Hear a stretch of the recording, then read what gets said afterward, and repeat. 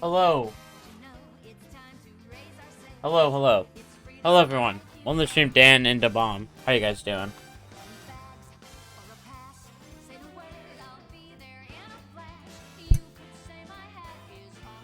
How are you guys doing? So, yeah. I want to explain some strategies today. That's the idea for today's stream. Try to get more resources out there for Damageless. Oh, go Jumpman, jump. Is that what she said? Go Mario, Jumpman. There you go. Well, I'm kind of doing good today, Dabomb. I don't know what I want to start with. Should we start with Darker Side since I'm here? I kind of just loaded it all mint file, and this is where I was. I can explain Darker Side, maybe. I don't know. I don't know what do you guys want to see? What do you guys want to see? Because I have strategies for literally everything in the game at this point.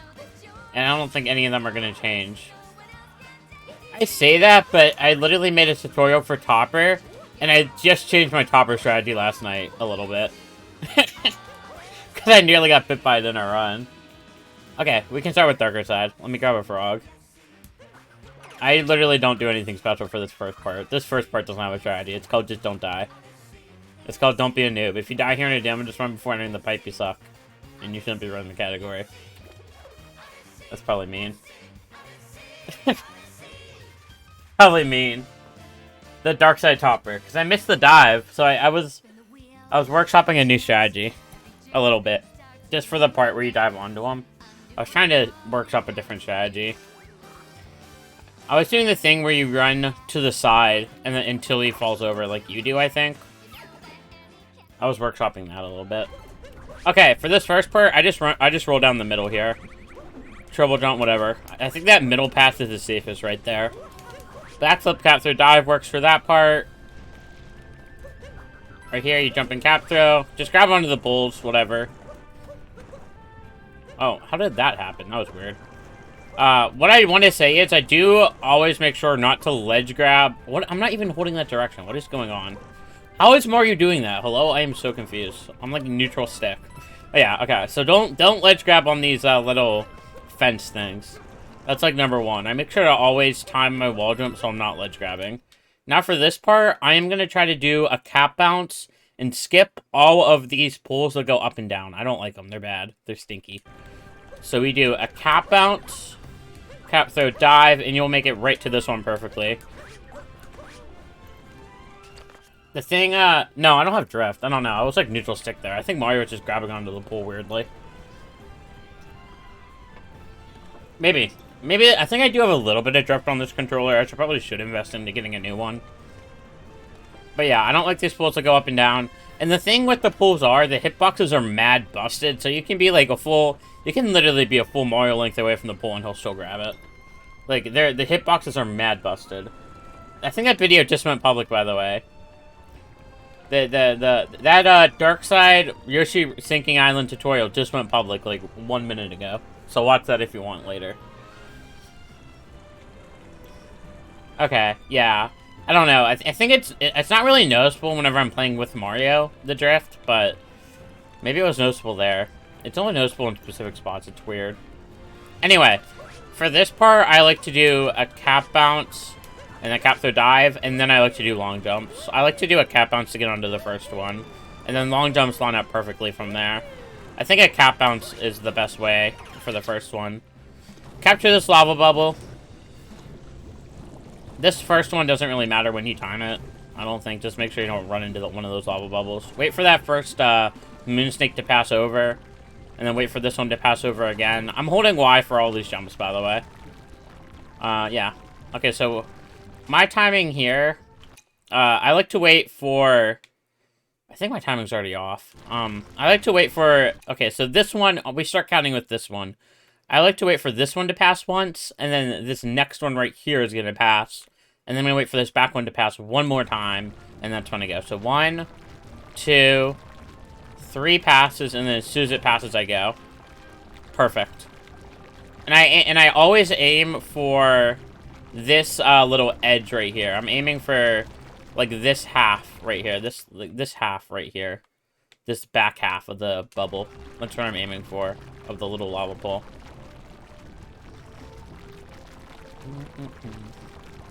And then from here, you just wait for one to pass, and I just go. That one's seems a lot safer.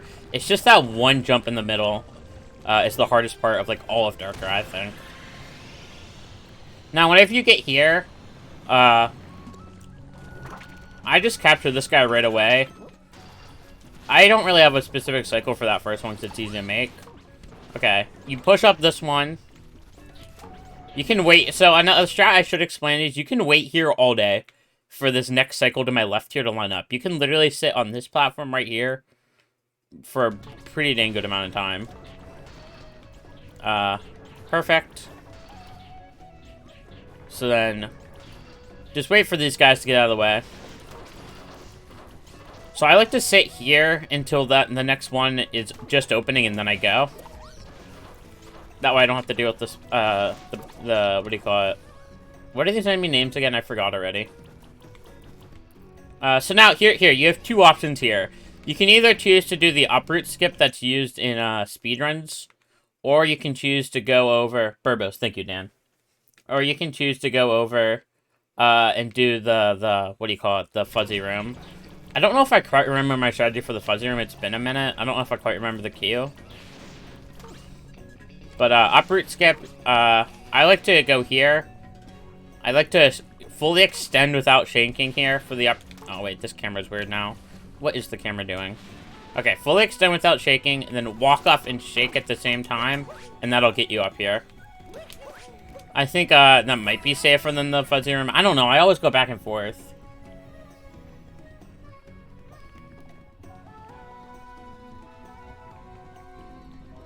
I don't know. Uproot skip might be safer. It's a really hard call. It's like, they're like almost the same amount of safety, I feel like. It just depends on what you're confident with. If you're like almost 100% confident with the uproot skip, I'd say go for it. The only downside with the uproot skip is if you do fail it, you pretty much have to warp out and restart Darker Side. Because there's no way you're going to get through those Burbos again damageless, now that they're spawned in. I've gotten through the Burbos a couple times before in practice with them being spawned in damageless, but it's pretty hard. That might be one of the hardest parts of, like, the entire damages run, is getting through those guys damageless. Once they're already spawned in. It's not fun. Okay, this Yoshi part is mad easy. People always overcomplicate this. This is mad easy, so just capture Yoshi, whatever. The safest bet, obviously, would be to just wait for these guys and then walk, so you can do that. Okay, so here's what we're going to do. We're going to start on the left side here, and then tongue to the right. And we're not going to touch the camera at all this entire time, and just dodge the fuzzies. Just dodge the fuzzies. You don't want to switch sides, I don't think, but yeah. Yoshi will get a haircut, but he will not get hit. Yeah, Yoshi will get a shave, but he won't get hit. Just make sure not to touch the camera, and make sure to stay on one side. And only switch sides if you have to dodge. That is the biggest part. Make sure to only be switching sides if you have to dodge. And Yoshi will get a shave, but he won't get hit. It looks way scarier than it is. This part is literally free. Just walk on the flower road. Just don't die. Forehead. There you go. That's my strategy for this part. Triple jump over this, I guess. I don't know. It doesn't really matter. I would say not to activate the lasers. There's no real point. If you want to get the heart, you can go to Sphinx. If you talk to all the Sphinxes in the game before this Sphinx, you'll get a bunch of coins, and you won't have the coin gun at the end of the damages run. So there's the benefit there. For this part, I like to clear the coins first, because Cappy does not cooperate otherwise. And then I backflip up to this guy and then home in. So Cappy to the side, and then backflip up without Cappy and then home in. That's my strategy for that. Okay, and then you roll over the top, and we do glide on skip now. We'll listen with a fella. I'm currently going over beginner strategies. We're going over Darker Side first. Oh, also, now I just noticed this by looking at my overlay. I should probably just close that. There's no need to have that overlay, or my log split overlay on still. Okay, so capture glide on. We are going to go way low, because we want to dodge that fly right there, that one that's way low. Glide on's kind of getting in the way a little bit, but this fly right here, this one. Oh, the camera is mad janky. That fly right there, we're going to try to dodge him by going low. I think it's the best bet, is the call.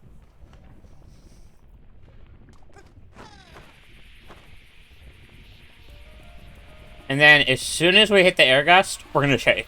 We're going to shake like a madman as soon as we hit it. And we're going to go all the way left. As far left as you can go. So going as far left as you go. And the only way to trigger the uncapture... Like, there's an uncapture trigger over all the lava. So the only way to get accidentally uncaptured is if any part of Glidon is over the lava. So make sure you are... No part of Glidon is over any of the lava, and you will not get uncaptured.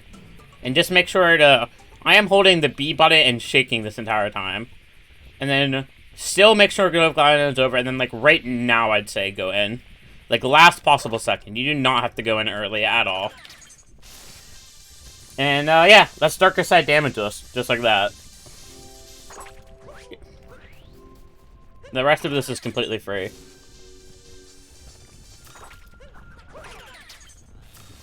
I'm just doing swag stress now because it's over.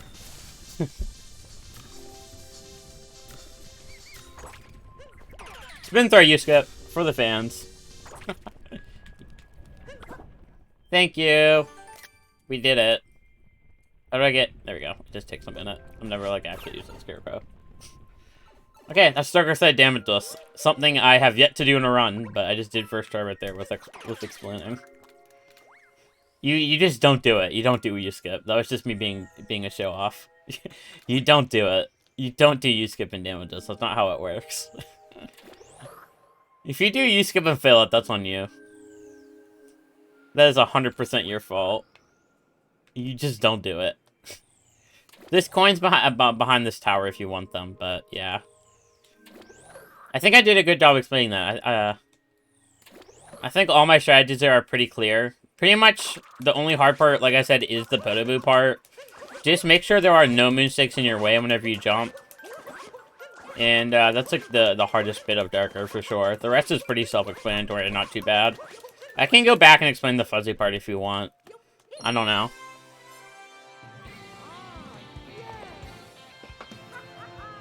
I don't know. I don't think I'm qualified to explain the fuzzy part because I don't know if I remember it. Exactly. I know Dan has a really good tutorial on the fuzzy part on his Twitch channel.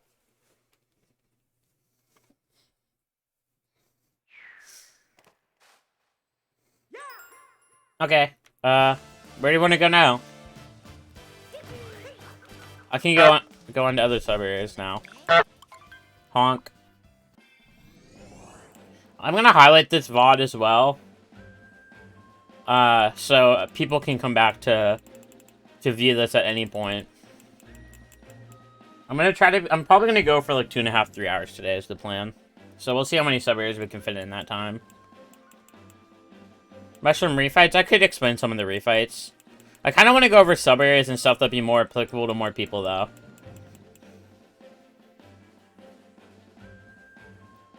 I don't actually have a queue for it, Dan. I've never had a queue for that. So it can't be that specific.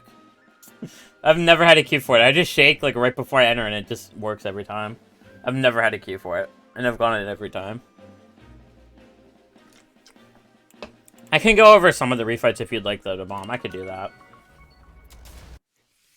I don't want to spend all day on really hard stuff though. Let's go over like 2 or 3 of them, maybe. I can go over maybe Cookacheel and Knuckletech. You know, I want to go over a sub area first. I want to show you guys how easy this sub area is right here. Okay, good. The fruit's still gone. Yeah, I guess so. I've just never had a queue for it personally. I just shake right before I enter. I can show you that in a second. Since we're here, though, we can do that. I'll keep that on my list. Oh, this fruit's already gone, but it shouldn't matter. Let's just pretend the fruit's here still. Because I don't think it's going to matter for this specific room. So eat these 2 fruit first. Then drop down here. There is a platform, so just like neutral stick and jump, and you'll be fine. Whatever. It's not that hard. Grab this star. Clear the fog. I don't move at all on this room. I like inch my way forward. Little bits at a time. Flutter your way up here. Grab these 2. Wait for the eel to go down, and then jump. Jump with the flutter. There should be another eel. I don't know where he is. I guess not. Okay. So I like to make sure the platform is up like this. And then I go over here and flutter, and then tongue to pull up on this block right here to get these 2 fruit. You didn't know there was a secret path? What? How do you not know that? What? I'm so confused. How do you not know there's a path there? Okay, so for this part, for Damageless, you don't actually have to go over these ills at all, or go near that Goomba. You do not need to go on this platform right here at all, and you do not need to flutter, over the gap at all. I like to just do that to get that one. You're actually, I mean, you do have to flutter over the gap, but you don't have to go near that Goomba. I like to do this diagonal jump right here, because there's no eels in my way. And it's not that tight. You do have to, it's a little bit specific, but it's not that tight. And then same thing again, make sure on the edge of the block, flutter, and then at the top of the flutter tongue to get that fruit. Super safely. Unless you Shimpo Higher. And then I just wait for this platform and flutter over to it. I think it might be safer to do this. Just leave Yoshi there and then kill these guys with Mario, because Yoshi is... Killing Goombas with Yoshi is not my favorite. That might be safest to do something like that. I've never tried that in a room before. I've just used Yoshi, but I think it'd be safer to use Mario there. That should be what I start doing. Then just Yoshi wall jump, stick it up here, and these last 2 are self-explanatory. This room is super Omega safe. I would highly recommend this room to... Like, even if it's, like, your first Damageless run to Mushroom, I think I'd recommend this room. It really isn't that bad. This is, one of the safer rooms in the game, I'd say.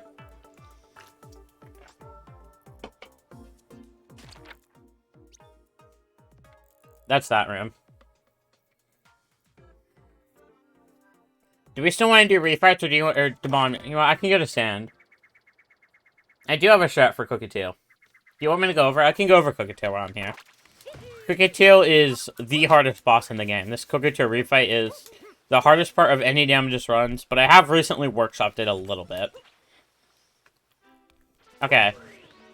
So before I go in, I do want to say the strat for Cookie Tail is you want to be about 1 length ahead. I think I find being a little bit less than 1 length ahead to be a little bit safer for this refight. Okay, so Cookie Tail is going to go left, so we're going to go left too. And then we want to be about this length ahead. I find being this length ahead to be perfect. And just make sure you're boosting to keep the length. And the main thing I'm looking for right now is the shadows of the fruit so they don't fall on my head. I am looking for the shadows. So I saw a shadow there, so I knew it was going to fall on my head. I do 1 regular jump, then a shake, and then another regular jump, and that'll get you up there safely.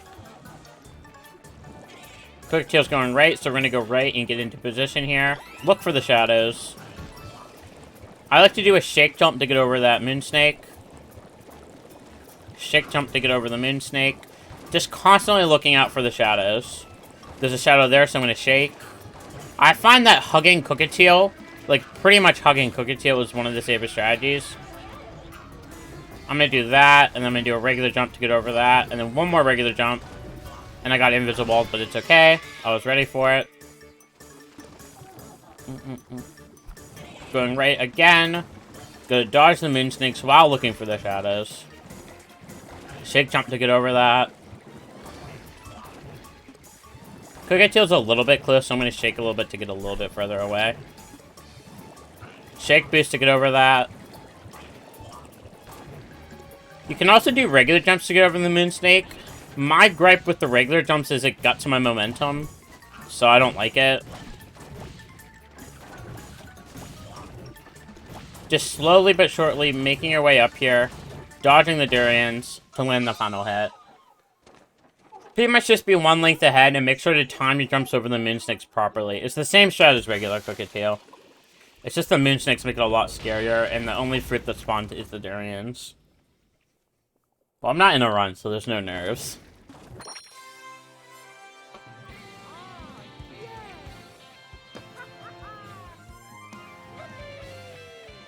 Thank you.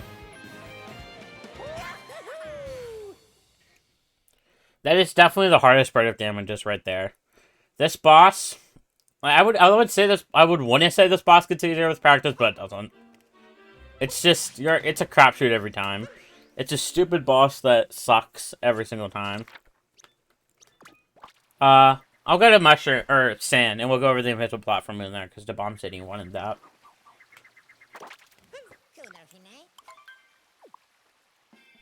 Yeah, you know what? Before we go, I can show you my strategy for the Mecha Wiggler one. I would say Mecha Wiggler is the second easiest boss. Torque Drift is one of the harder ones for sure. I can go over Mecha Wiggler real quick, though. Mecha Wiggler isn't bad. So skip this cutscene. I like to capture this tank right here. And then before these guys go out of the wall, I like to shoot and kill that guy really quickly. So, you just have to look where these guys are going to run and then dodge. I think it might be different every time, depending on where you are. So, just look where they are. I'm going to dodge here because there's an opening right here. They're going to do 2 on this phase. Now, I do want to say, for this part, you want to shoot the pink fireballs here. It's not letting me move screenshot mode, but it's okay. You want to shoot them the order they come out of the wall. So this left one came out of the wall first. So I'm going to shoot the left one first and then the right one. Because that left one is going to turn into yellow fireballs sooner. So I want to make sure I shoot them in that order. And then just shoot as much as you can. This one came out first, I'm going to shoot it, then I'm going to shoot that one. You want to shoot the fireballs in the order they came out of the wall. That one, and then that one. I had to back up quite a bit to get that. The biggest thing is you do not want to let the pink fireballs turn to yellow. This fight can get very messy very quickly if that happens. It is very hard to back up if that happens. But as long as you're consistent with shooting the pink fireballs, this fight isn't too bad. That's like the hardest part. Dodging them. They're gonna cross over 3 times here. There's gonna be an opening right here. I do not agree with that. The tank is not my favorite. I'm gonna go right here and dodge to this way. There's a big opening here. There's gonna be 5. You just want to prioritize shooting these fireballs every time. Chances are you are gonna 3-cycle this fight, so you just have to be prepared for that. I did not 3-cycle there, though. Wiggler Damageless. You can't warp out of these fights. You cannot warp out. If they turn... Now, the thing is... Now, this is something to note. The Wiggler will not start running around the arena, I believe, until all the fireballs are gone. So I think you have until all the fireballs are gone before it starts running. I might be incorrect on that, though. Or at least...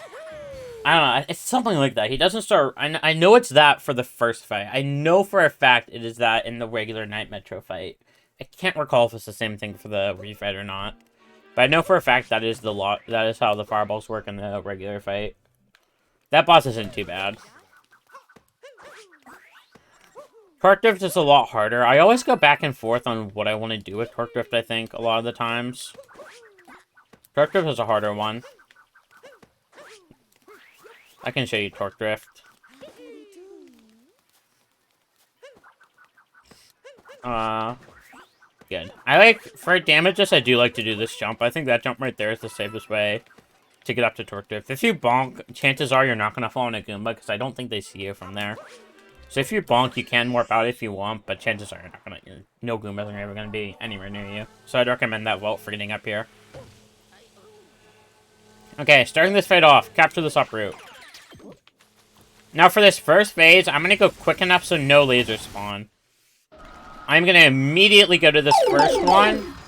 And then I'm going to cut across the middle here underneath his shadow. Okay, that laser spawned because I was slow. If lasers despawn, just be ready to dodge. So just go way around, wait for the laser to despawn, and then go into the middle. Okay, for this next part... I like to go to this uproot thing right here. That's my visual cue. And then I like to stand here and dodge for every phase. I jump over that one, and then I jump over the yellow one, and then the red one. Red one. And then the 3 yellows. Perfect. And then the reason I like to be here is because this thing is going to be right here, so we can hit it right away. I like to wait. That wasn't the one I wanted to hit. Okay, we can hit that. I wanted to hit this one. I want to hit that one, because then they can't get to me. Perfect.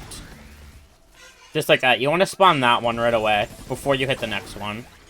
And then I go right back to this uproot spawn pad. Jump over this red one. Jump over this yellow one. And then jump over this red one. Then the red one again. And then the yellow ones. Perfect, just like that. Hit this one immediately. Spawn this one.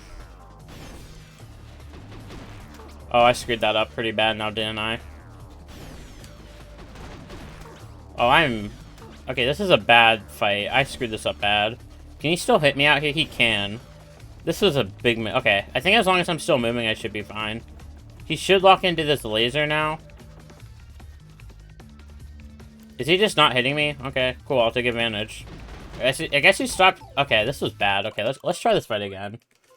This is a bad example. Holy crap, I screwed this up bad. I guess I'm just gonna die. Holy crap, okay. That is the worst it's ever gone. Holy crap, what happened there? I have no idea what I did. I just missed. Like, I guess if you miss, you just get screwed. Don't miss. Don't suck. That is key. Do not suck at the video game. That was bad. That was embarrassing. That was bad. I'm gonna start over. Okay, let's try this again. I will explain this fight one more time, and we'll try it again. And this is why these fights are hard. Because it can fall apart very quickly. Hit this one, and then go right this. Boom, perfect. So don't go underneath his shadow, but go near it. That's my cue. Boom. There he only shot one, so I didn't have to dodge anything for that first phase. Should be right here. There we go. There's this upper. This is my visual cue. I like to stand here and dodge. Because afterwards it puts me really nice and close to one of the yellow, then red. Next to one of the buttons or whatever that spawn. I don't even know what to call these. One of the blocks. I like to hit this one right away. And then I'm going to intentionally spawn this one. Perfect. And then I'm going to intentionally spawn this one. Because then it can't get to me in time is the main thing. It looks a little bit close, but you should have plenty of time to boost up and hit him before that laser shoots you. It is a little bit tight, though. You should have plenty of time, though. Maybe not plenty, but... you just have to be ready. You just have to be there and be ready. Jump over the red one. And then the yellow one. Then this red one. Red one. Yellow. Or orange, whatever color. Hit this one as soon as it spawns in.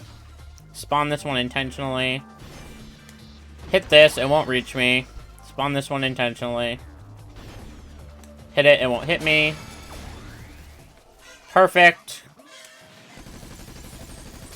And that's Torque Drift. Okay, I've seen a bit to bomb.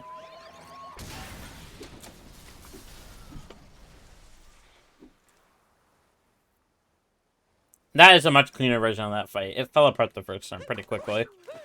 But I think the fact that it fell apart so quickly the first time is a really good example of what can happen if you make one tiny mistake.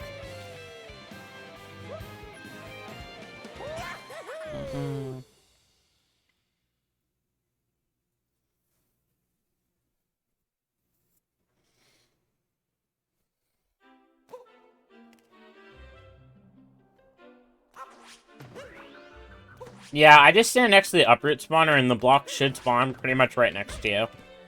That is my cue. So I know where the one block's gonna spawn the first one. I guess since I'm here, I'll go over the rest of the, what do you call it, refights? Why not? And then I can go over 2D Wells also. We'll go over Knuckle next, and I'll do Dragon. And I think I should be all of them. No, I could go over Mollusk too. Mollusk is so easy, though.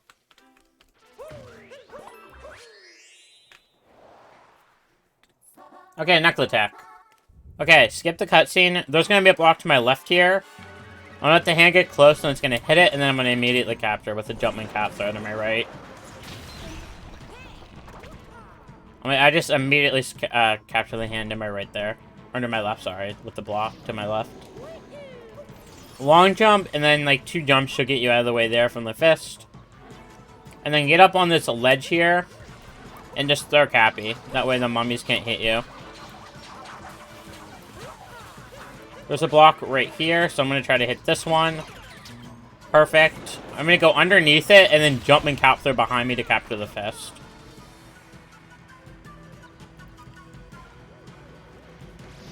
Long jump, and then 1, 2 jumps, and then a jump and capture should get you up on the ledge. Pretty consistently. The fists are going to start clapping, and what I like to do here is I like to pan my camera so I can see where I'm long jumping before I land to make sure I'm not going to long jump into a mummy. That is what I like to do here. I like to just give myself vision of where I'm long jumping. There's a block here. I'm going to go for this one. And then a backwards jump and capture should capture. Dead. I don't know. This is the second hardest one, I think. If you make a mistake, it can go south real quick. But that's how I do that fight.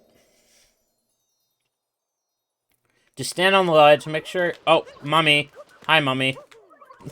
I guess that's the thing. Be aware that you can spawn on a mummy.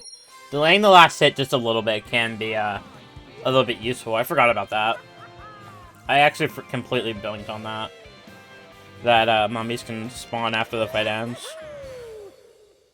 So that's the thing. You can't get hit by a mummy like it right as the fight ends. If you don't delay that last hit just a little bit.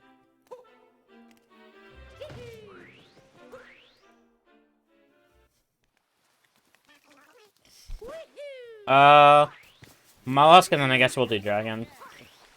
This guy is quite literally the easiest boss in the entire game. I think this is easier than Spirit and Darkside, and easier than Top Rank Out. This guy is such an easy boss, it's unreal. Okay, skip this cutscene. I like to walk to the right here to dodge discussion, and then a jumping capture to capture. I like to go over to the right here, because if you go to the left, you might get hit with a bomb. So dodge over to the left there. Or to the right, my bad. Dodge over to the right. Land on this handle right here. And then fly up as high as you can go. And as soon as you fly up as high as you can go, you're safe. From there, just spray on them. Just spray them. The rest of the strategy is just spraying them. As long as you land on that handle and then spray up as high as you can go, you're fine. Just land on the handle and not the cut part. Make sure you're landing on the handle. You're completely safe now. As long as you maintain your height for the rest of the fight, you're completely safe. I don't know how I hit him. That was completely blind. I was kind of just lucky. I had a rough idea of where he was going to be. Don't do the ground pound here. Just spray him until he dies. And then this guy's literally a joke. Yeah, this guy's literally a joke. Easiest damageless fight of the entire run.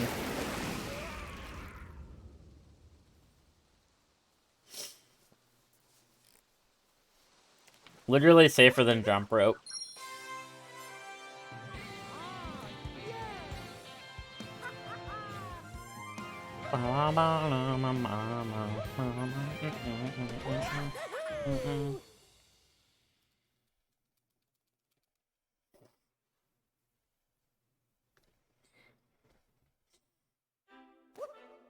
Okay, Dragon.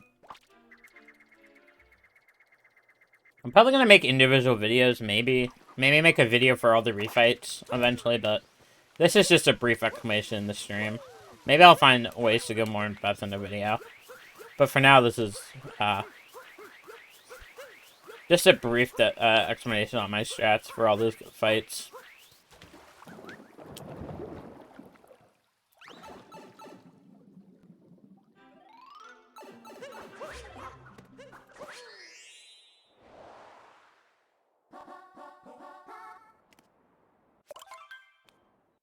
Okay, for this fight, my visual cue for standing is this bump right here. So do not ground pound that bump, that's key. He's gonna throw out 3 rollies, I just like to go to the left there. Dodge the left again, where does it spawn? And then I like to wait on this bump here. I am gonna jump over this one, and then I'm gonna walk underneath this one and then jump. And then that's pretty safe. Pull out this sword. Pull out this one, and then pull out this one. Ground pound. I'd agree with that, fella. Dodge to the left again. I like to jump and cap throw to cancel my speed and easily make it back. I do a lot of jumping and cap throwing in this fight, a lot of it, instead of walking to kind of negate the ice. Start underneath this one, walk this way. Just walk underneath those ones. There's really not much else to say other than just walk underneath. Pull out this sword, then this one, then whatever, ground pound. Okay, this is the hardest part. So what I like to do here is I like to ground pound, roll to this back wall, and then he's going to throw out a bunch of rollies. As soon as the first one, I don't really have camera control, but as soon as the first one passes over the claws in the ground there, to my left, right to the left there, as soon as the first one passes over the second claw mark, that's when I'm going to walk to the left here. Now, I was a little bit early, but that should still be fine. Yeah. And then whenever I get past these two, I like to long jump, and then I like to do a cap throw to get back in time. Get underneath this one, then this one, then jump over the last one, and you should be home free at this point.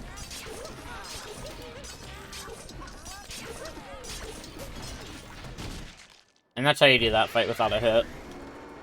That is all my boss strat tutorials in Mushroom. All the boss fights, that's how you do them all damageless.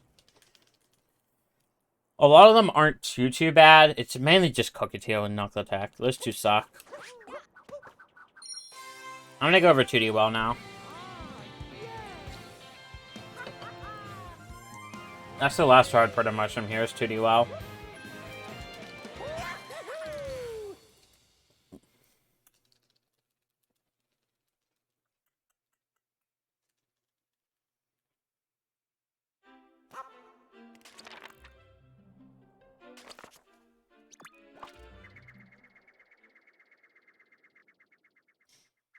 Okay, 2D well. Oh, bonk.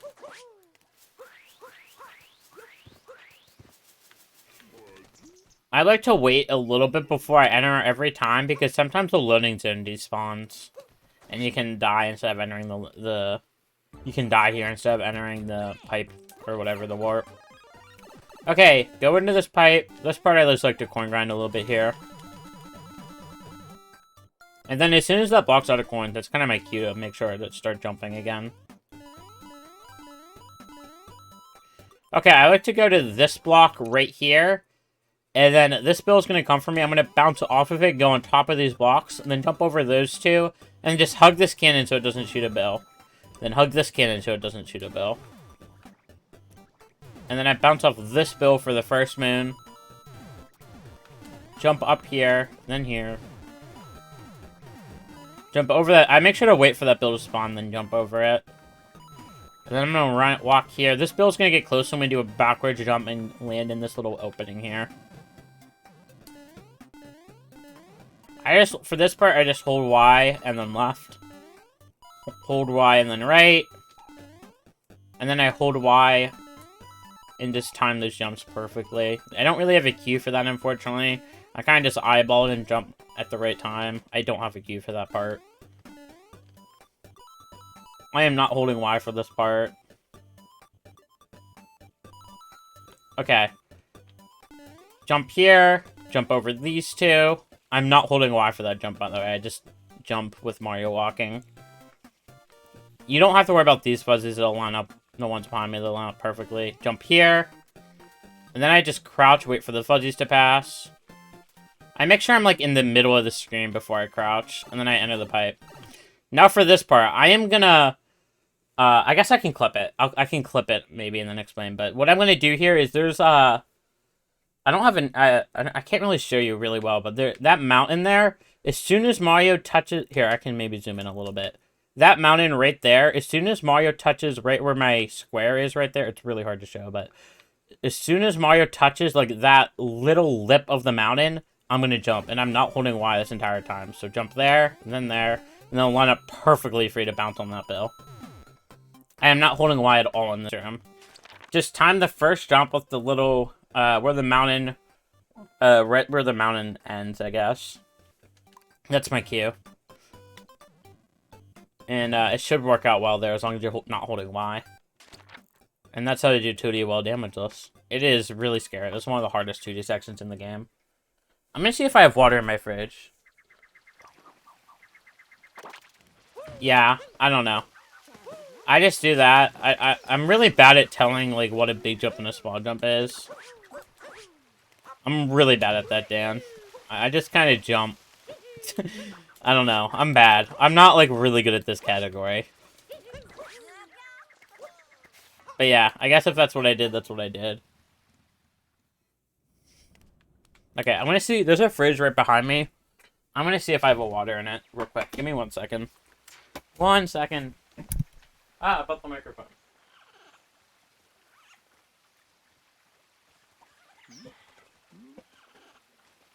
Good. Okay. Sorry about that. I am back with water. Hydrate.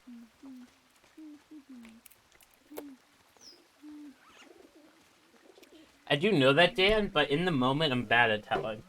If that makes sense.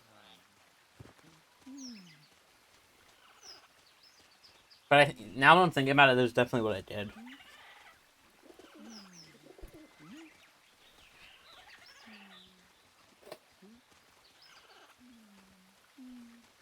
I definitely need to be more aware of that kind of stuff. I'm not good at damageless.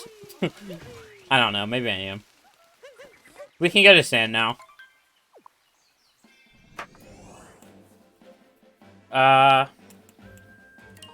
Sand Kingdom.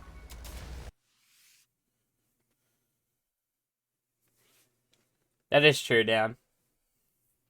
I would recommend everybody watch a dance tutorial instead for that last little screen. He explains it more in depth than I do there. He has a tutorial on his Twitch channel where he explained a bunch of strategies. I think the strategy may have been different from the last time I don't know if you went over the strategy or not, or if it changed since. But what I like to do here is I like to go to this square right here that I'm standing on, this little corner square that's aligned here. And then I like to make sure, what I like to do here, I make sure that Mario is facing straight ahead. So like this angle is beautiful, perfect. I make sure I'm more towards the edge of it. And then what I'm going to do here is I'm going to do a ground pound and then a dive completely neutral on the stick. So like this. And then Mario will land perfectly on the platform. Make sure to dive at the peak of the jump of the ground pound whenever you have max height. And then I think you do have to nudge Mario like 2 or 3 steps to get the key. I think if you're neutral on the stick, you'll walk right past the key. Or the platform push you past the key and you won't grab it. So that's how you do that first part. Just ground pound and dive to your death and hope for the best. That is how you get that key. You could also do the dram, but it's a lot riskier. But that is the safe way. No inputs really needed for that. I love that strat. So you could take this Moai here, I guess. Or you could either do a long jump over to that platform or a Cappy vault. I'm gonna do a vault. Something like that should work. And then this entire time, I'm just gonna throw Cappy. And then I see I'm getting pushed, so I'm gonna do a jump over. And then I'm just gonna throw Cappy. And then I see I'm getting pushed, so I'm gonna jump over. And if Mario ledge grabs, just pull down. Right here, I'm getting pushed, so I'm gonna jump over. I'm getting pushed, so I'm gonna jump over. Just throwing Cappy. Now, these coins here are a good cue for platforms that are gonna come. Just make sure you're spamming Cappy and jumping as soon as it gets pushed. And you'll be fine. And then for here, just a cap bounce to grab them in. Just like that. I don't use the Moai for any part of that room, really. It makes it harder, I think. What else? What else is there in Sand for me that I should go over? I guess I can go over this Goombet route. Both of the Goombet moons are completely free. If you do, I'm going to show you the routes. If you do this route with Goombet, there is 0 chance you're going to take damage. The only way you can take damage on this Goombet is if you take damage capturing the Goombet. So let me capture this one. I can show the mummy as well, yeah. So what we do here, this strat right here was accidentally found during Eevee's run. If you go back and watch Eevee's PB and then watch her do this moon, me and Dan were explaining to her, and she did it wrong and did it accidentally safer. So I'm just gonna take Goombette around town, and then we can, there's a little entrance here we can enter at, I think. Yeah, do a shake jump enter there, just to save a little bit of time. And this is the safest way of getting this moon right here. You do not have to go through any of the grossness that is that bit right there. You can completely skip all the bullets and everything here. I would 100% recommend this, man. Now that we know the safest way, do it in runs. It is so Omega safe, I love it. I love this strategy, it's so good. Just skip everything. Shake jumps to conserve speed.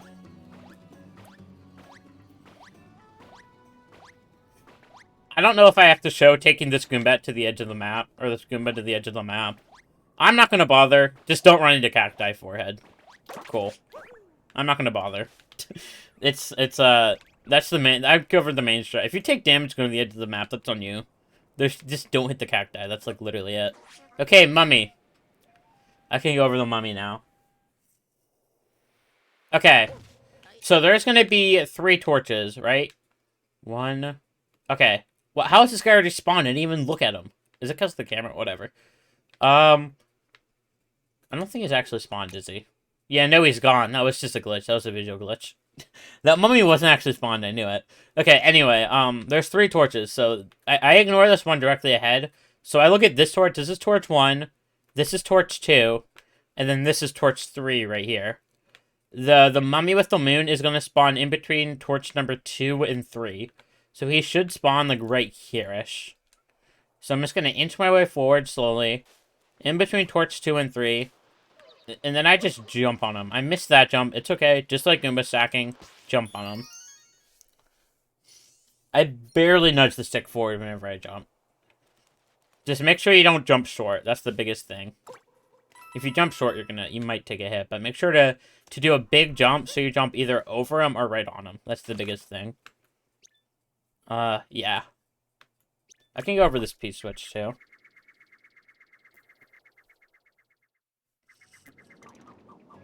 Shards is...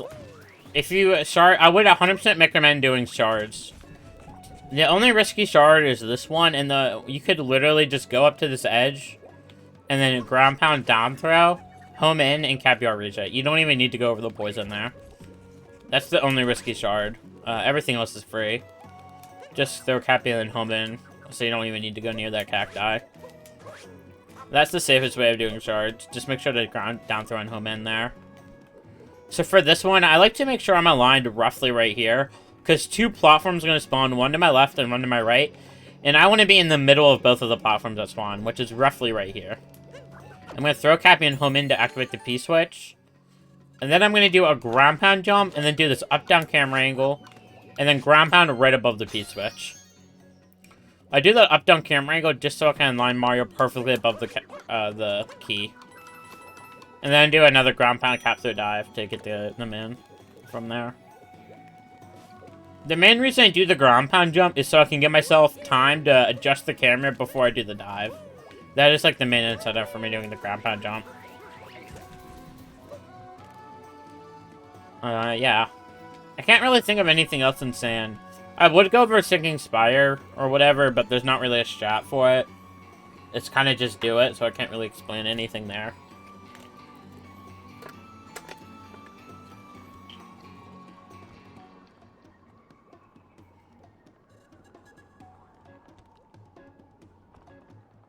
Well, like, what would I say for this Spire? I feel like I can't really say anything for that right here.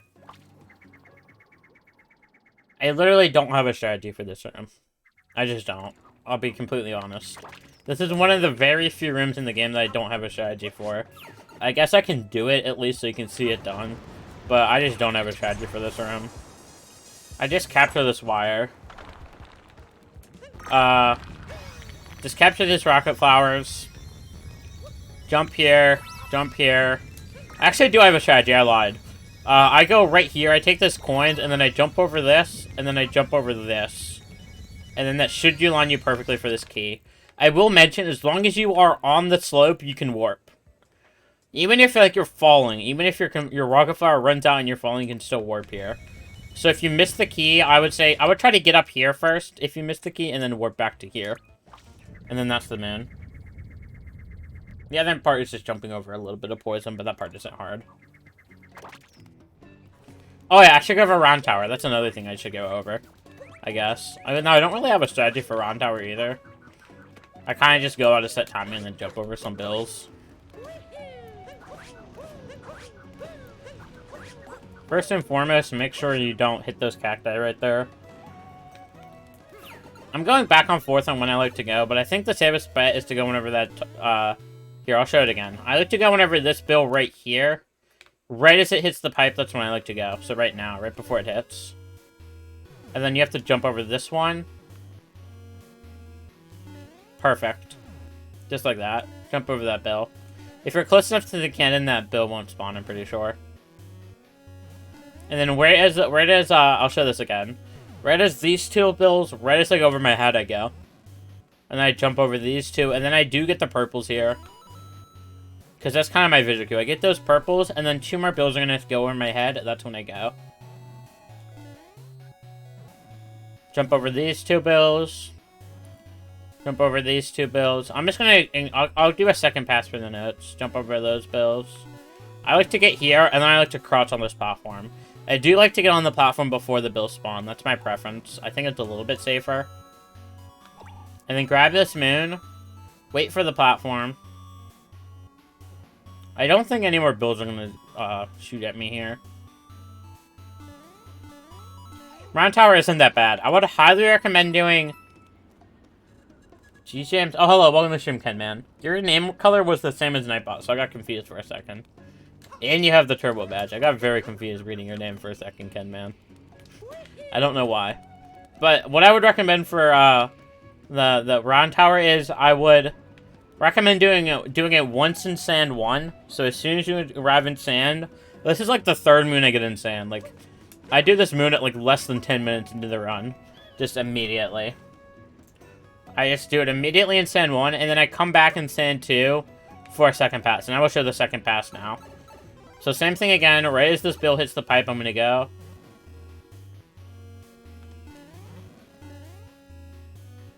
Then jump over this one. Then wait for that one to pass, then jump. Jump. I like to wait, so for these bills, you can wait here. I think it's a little bit safer to wait on the cannon, and then jump just to make sure you don't accidentally jump on top of the bills. I think on my second pass, I am gonna grab these purples again, just so the cycle ends up properly. Then we go here, then jump over these, and then I would start the notes as soon as you jump over those 2. Jump over these 2, grab the notes, go backwards, and then perfect. There's going to be one more set of bills there. I'm going to wait. Jump over these. Now, the benefit in doing 2 passes like I did there is as soon as you grab the moon, you can warp out safely. That is the benefit of doing that area twice. No, I'm explaining strategies. I'm on 100% fire right now. I'm just explaining how to do all these areas. That's what I'm doing right now. We can show the bullet room. Let me warp.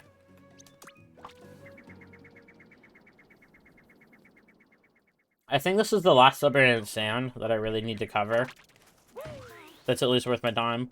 The only thing to note for this room, whenever you're getting on top, make sure you are doing this right here. Don't, if you cut this gap right here, you can, I'll show you what can happen. If you cut, oh, I bonked. If you cut this gap right here, and then bonk, you can fall, and then if there's a bill here, you could get hit. I mean, I'm going to be honest, the chances are like 1 in a million. You probably won't get hit if you do that. Chances are against. You're probably safe doing that, but it's just a little bit safer doing what I did here. And jumping up just like this. I'm going to show how to get the purples too. So just safely walk across the top. Is the bill going to shoot from up here? It doesn't look like it. No, it won't. Okay. So jump down. Spin throw to grab these purples, and then warp out immediately. That's what I would recommend. I would 100% recommend that spin throw. Yeah, that is true to Mom. But yeah, 100% spin throw for those purples. That's the safest bet. So same thing again. Warp out as soon as you get those purples. Jump up here like this. I would recommend this coin stack because it's a safe one. So grab that coin stack. I like to do a jump cat through dive to get the moon, and then I warp out again. This room is so tedious.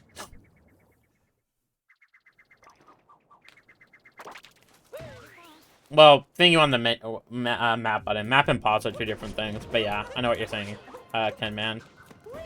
Same thing again. Roll across the top. Grab the coin stack again, because why not? It's going to save you time later, so you might as well.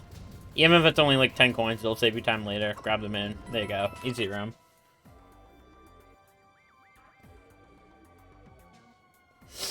Yeah, I do this room in 3 passes, just like I did there. That's the safest bet.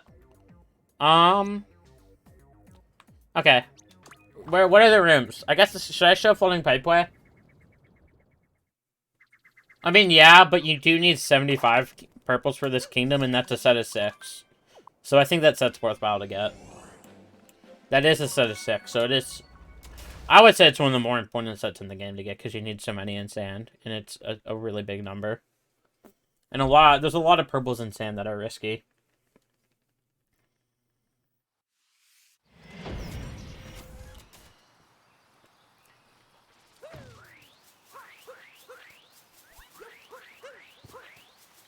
Okay. Floating Pipeway. Okay, I guess before Floating Pipeway, I'm gonna cover the Fire Road too, because why not? Okay, so, Cappy on the Scarecrow to start this room. This Fire Bro is gonna jump to the left. He's gonna jump to the left. So I'm gonna head straight where that Fire Bro right now, that's where I'm gonna roll to. He's gonna throw 2 fireballs, I'm gonna dodge to the right here, and then I'm gonna jump and dive onto him. And that is literally this entire room. Not a hard room. So yeah, just roll back to right here where he was before, right on this rock. He will shoot 2 fireballs, shoot 2 fireballs if I could talk. So I dodge to the right here, and then I jump dive right onto him. I think that's the best bet for this area. Yeah, you don't need to get them like Kenman's saying, I guess, but I don't know. I personally prefer to get them. You can jump and then cap through to get these purples just like that. Okay, Pipeway. This area is definitely one of the scarier in Siberia's and Wooded, but it's not too bad. So as soon as I enter this pipe, I'm gonna just hold to the right. I'm gonna enter the pipe and then just hold right. Nothing else, just hold right. And that'll get me past this first set of fuzzies nice and safely. Just hold right, nothing else. I wait for these guys to pass, then I do a jump out of the water and then a wall jump. And then get up to this moon however you like. Ground pound works. I'm gonna wait for the water to be sinking, and then I'm gonna jump over these guys. So, I'm gonna wait. And the water's gonna start sinking now, and I'm gonna jump over towards that, like, big yellow dot right there.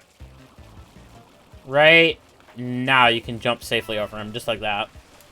Throw Cappy home in for the purples. I would say always make sure you're ground pounding here to make sure you're submerged in the water. Indeed, what Dan just said right there is true. You need 75 of the 100 purples for all mins. Okay, so I am just gonna safely swim. Whenever the water's at max height, I safely swim past that set of 2 there. Then I'm just gonna wait here again. Just wait. Just waiting out the cycle. Ground pound to make sure Mario's at the bottom of the floor here in the water. Then there's gonna be an opening there. I'm gonna swim up safely, wall jump, and then grab them in.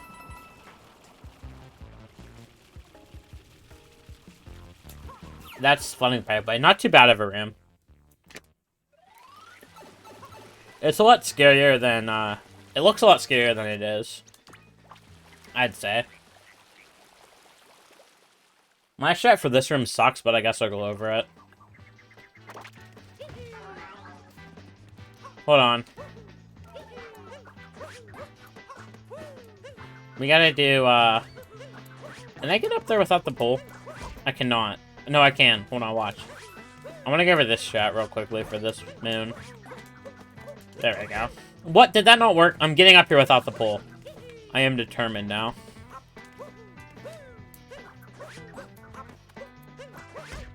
Okay, I give up.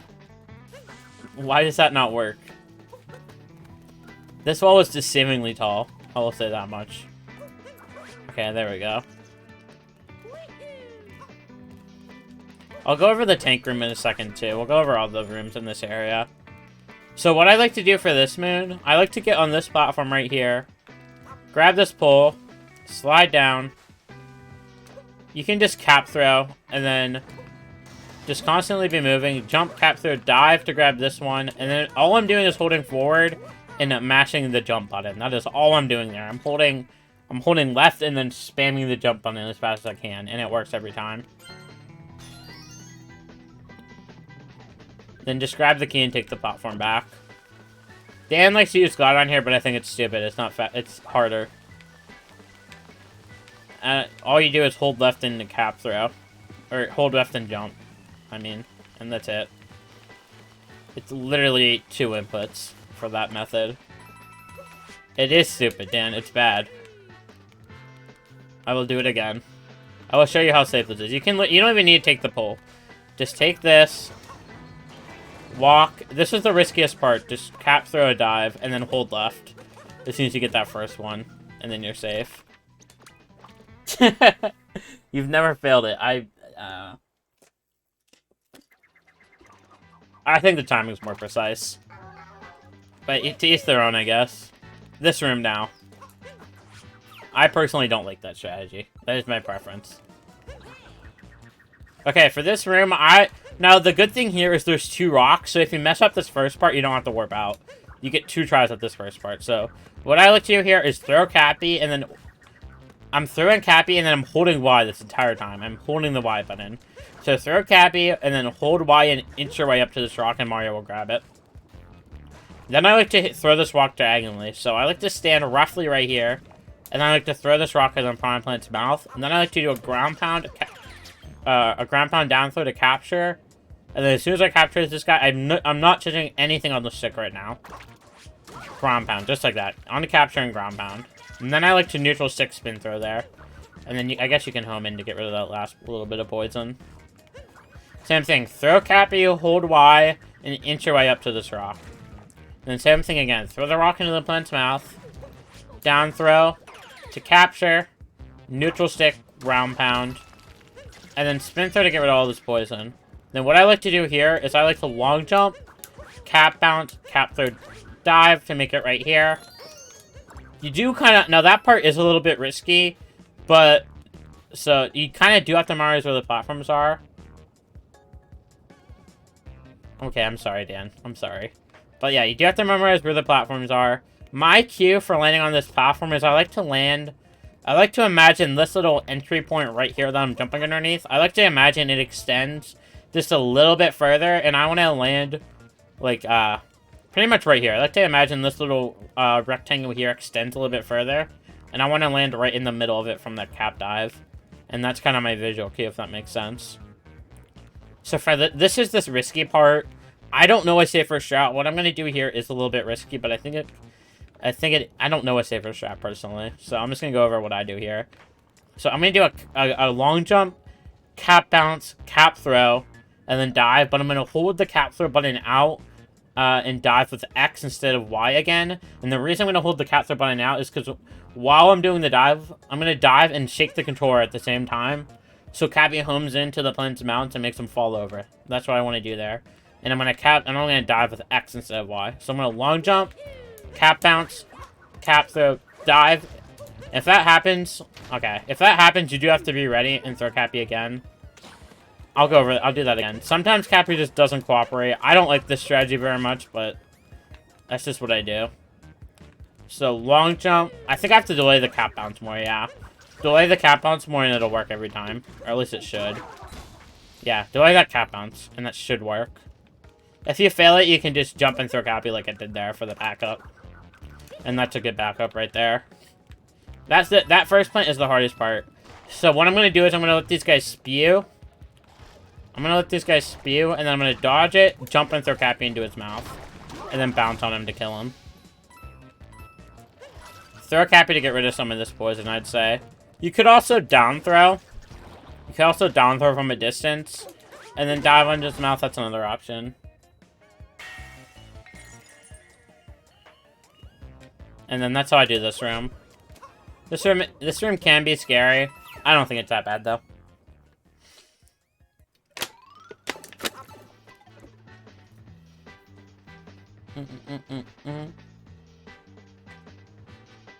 Aim to the right of the goo. What do you mean? Well, let me get there. I'm just gonna speedrun this part to get back there quickly. There we go. So, aim to the right of the goo. Between the two plants. I don't know what you mean.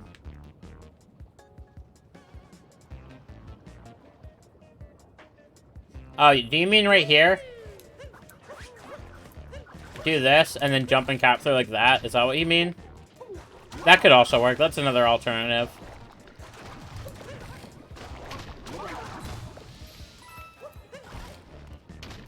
That's another way of doing this room. I don't know. That jump and cap throw is tight. I personally... I wasn't trying to clear the goo. The reason I had to clear the goo there is because the plant spewed because I went backwards. That's the only reason I had to clear the goo. I personally prefer throwing Cappy and homing him into the plant's mouth because the jump and cap throw is a little bit tight as soon as you land. I personally prefer just timing the dive a little bit later and then throwing Cappy and homing him in to the plant's mouth. That's my preference. Yeah. Okay, tank room. Let's do tank room real quick. I have to go all the way down to do tank room, unfortunately.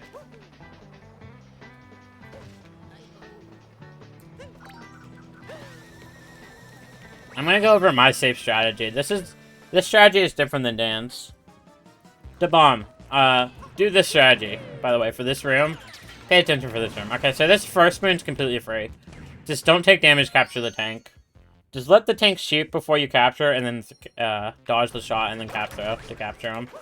Grab this moon, go backwards, before the tank despawns, capture him again.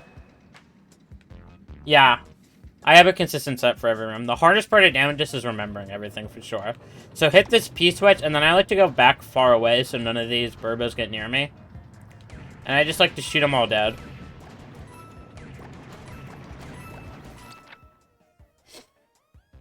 Okay, there we go. This part isn't bad either. The only part that I haven't set up for the last two. That part's just self-explanatory. So there's two setups you could do. You could dive over the fireballs as soon as you hit this P-switch. Like, shoot the box open and then dive over it. I don't like that, though. I can hear the fireballs already. But yeah, so this part, I will explain how I shoot these fireballs dead here. So I'm going to hit the P-switch, and as soon as I hit this P-switch, there's going to be a firebro in the middle, and he's going to jump to the right here. Or at least there should be. Okay, he's off cycle. Hold on, let me warp and reset this room. It was off cycle because I waited. I'm going to warp and reset because it's off cycle. You do have to go right away. As soon as you kill those burbos to make this setup work, you have to go right away. You can't really... For this setup, you can't really stall. I stalled, so I was off cycle there. It's what happened. Let me do this again. I'm not going to get the secret moon again.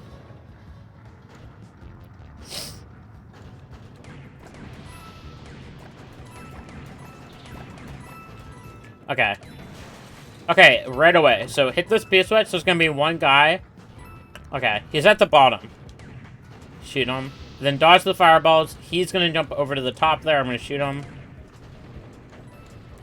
And then this guy's going to stay on the bottom, shoot two fireballs, I'm going to kill him. I guess I can clip that and explain it better. Maybe. I'll clip it. Let me go in depth here. Let me clip it. And it's hard to do while I'm playing. Here it is. Perfect. Okay, so... Let me go here. Okay, wait, can I, Okay.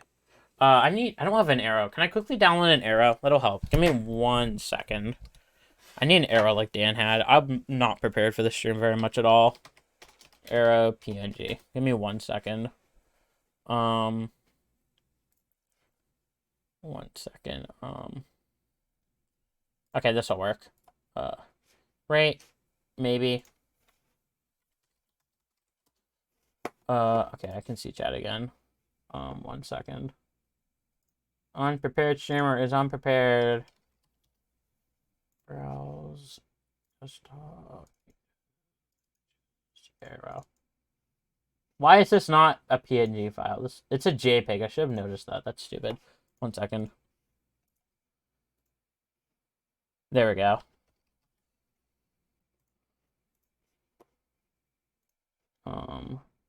Image.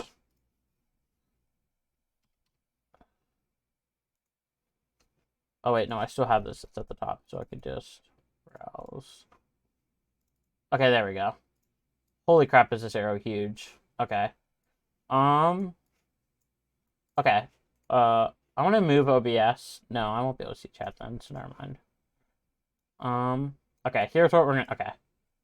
So there's 3 Fire Bros here. Can I play this just a little bit more? Okay. I shot, but it should be fine. Actually, let me go back. I want to get the... Okay. That's good enough.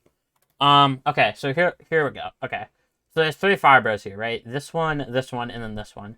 This one is gonna jump from, I believe, from here. Where does he jump to? Actually, I could just go in the room and observe the patterns. I guess that would be a little bit better, right? I could just go in the room and observe the patterns. This room is hard to explain. This is a hard room to explain. There's a lot that goes into this room. Let me just observe the patterns. Yeah, I think it'd be better if I just go into the room real quickly and just watch them. Let's just do that. I might get hit doing this, but so be it. Let me get back there one more time. This is a sloppy explanation, but it's fine. Okay. Okay, here's what we're gonna do. We're just gonna watch him. Okay.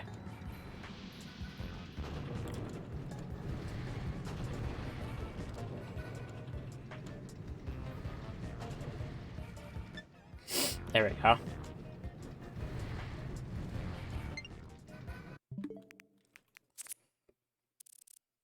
Okay. Okay, here we go. So this one right here, this guy. Okay. This guy is gonna jump from here to here and then back to here, I think, right? Okay, no, okay, I see. I'm learning. I am learning. So here to here to here for this guy. So you have to... I don't even really have these guys memorized, honestly. I'm going to be completely honest. I think it's pretty apparent right now that I don't have these guys' cycles memorized. I kind of just look where they are and then shoot them. I just know that each Fire Pro is going to shoot 2 fireballs, and then he's going to pause, and then he's going to jump. That's the biggest thing. So just... What I like to do here in this room, I can go back into the game even, just dodge the fireballs, and then I see that he landed there, and then he's going to shoot 2 fireballs, so I'm going to shoot... I do 2 shots every time. I dodge the fireballs, and then there's a pause so I can kill him right there. 1, 2, pause, kill him.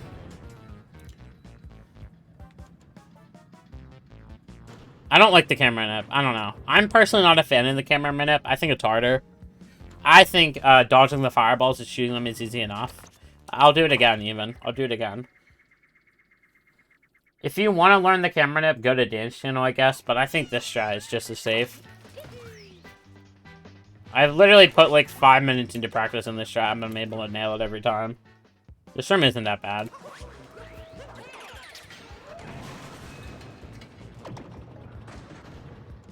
Well, yeah, it has yet to bite me, and I've probably done it like 100 times. I think it's really safe, personally. I think this strategy is just as safe. You just have to be ready to dodge. So this one's going to jump here. I see that one jumped to the right there. It's going to throw 2 fireballs, and then I can shoot them, right? Dodge down the middle for those. Oh, I missed them. Okay, shoot that one.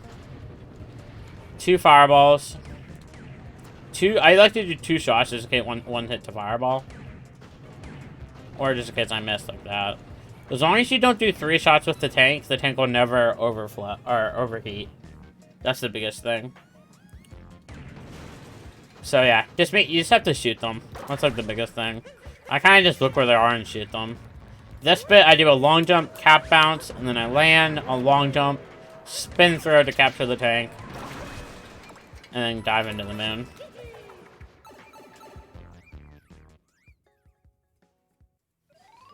It's valid. I mean, that strategy you do is valid to bomb. I did it. I did that strategy for like 7 or 8 months, I'm gonna be honest.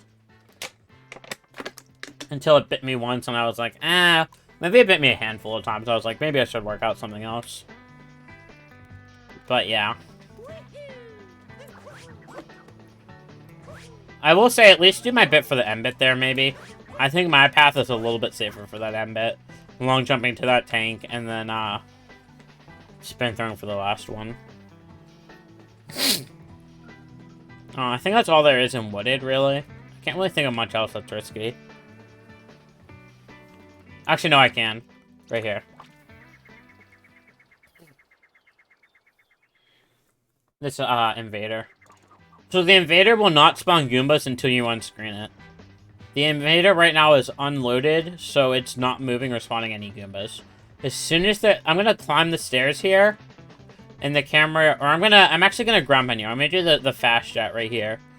And as soon as I wall jump against this wall, it's gonna start spawning Goombas. So we're gonna do this. I'm gonna cap throw dive, and then I'm gonna buffer a spin pound. Cap bounce dive to land on him. And as soon as I land, actually no, as soon as I land, I do a dive and do another spin pound. Cap bounce dive to kill him. I'll do that again. I do use spin pounds in some of my strategies because I think just that little bit of extra speed makes it so I'm in the air quicker. So I have even less chance of a Goomba or anything hitting me. So cap throw dive, spin pound, cap bounce dive to land on him, land jump dive into a spin pound, bounce dive, and that bounce was a neutral bounce both times, or at least that second time I did a neutral bounce there. That's how I like to kill the Invader. That's the same exact strategy I use for the Invader and Bowser's. Same exact thing.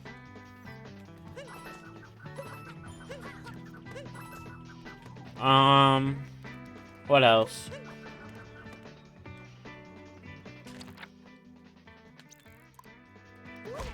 What can I? That works. Actually, you know what? I should just warp. Actually, you know what? Yeah, I'll show this. I'll show it from here. Oh, the Bullet Bill one?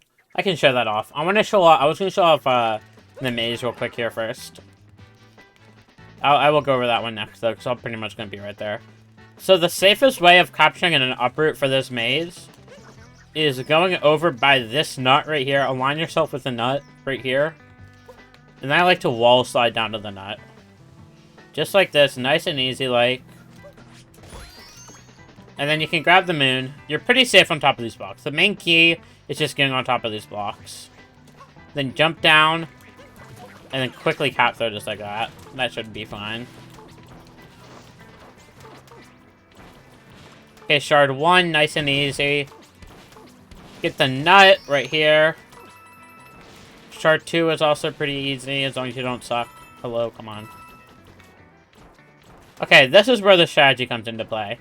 There is an uproot down there. I'm going to lure him all the way over to the spawn pad there, just by standing in the corner here. What I'm going to do is stand in this corner, and I'm just going to lure him over. He's going to slowly go over, and whenever he hits the spawn pad, I'm going to uncapture, jump down with Mario, and then I'm going to capture him. And that is the safe shot for avoiding this guy. And the rest is self-explanatory, just get the shards.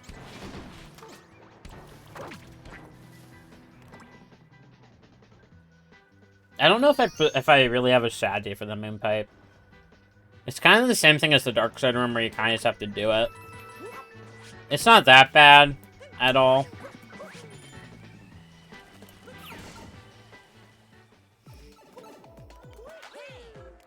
So just climb up here.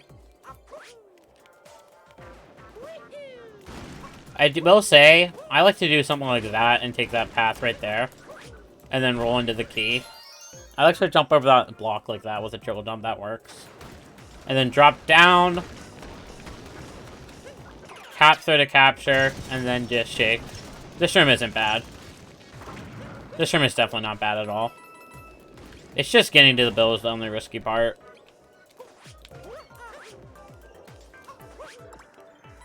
Just like that. Not bad. The dark side room is much harder. What other stuff can we do? Oh, I have a good strategy. I'll go over, I'm gonna go over Poison Ruin Lake. Dan is gonna hate this strategy, but I'm gonna go over it anyway. I think this Poison Ruin Lake here flows way better with speed. Like 100 times better with speed.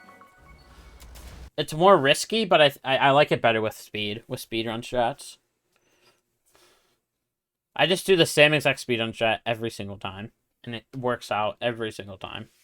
I think I'm gonna do it, and then I'm gonna clip it and go over it, because I think it's gonna be easier that way.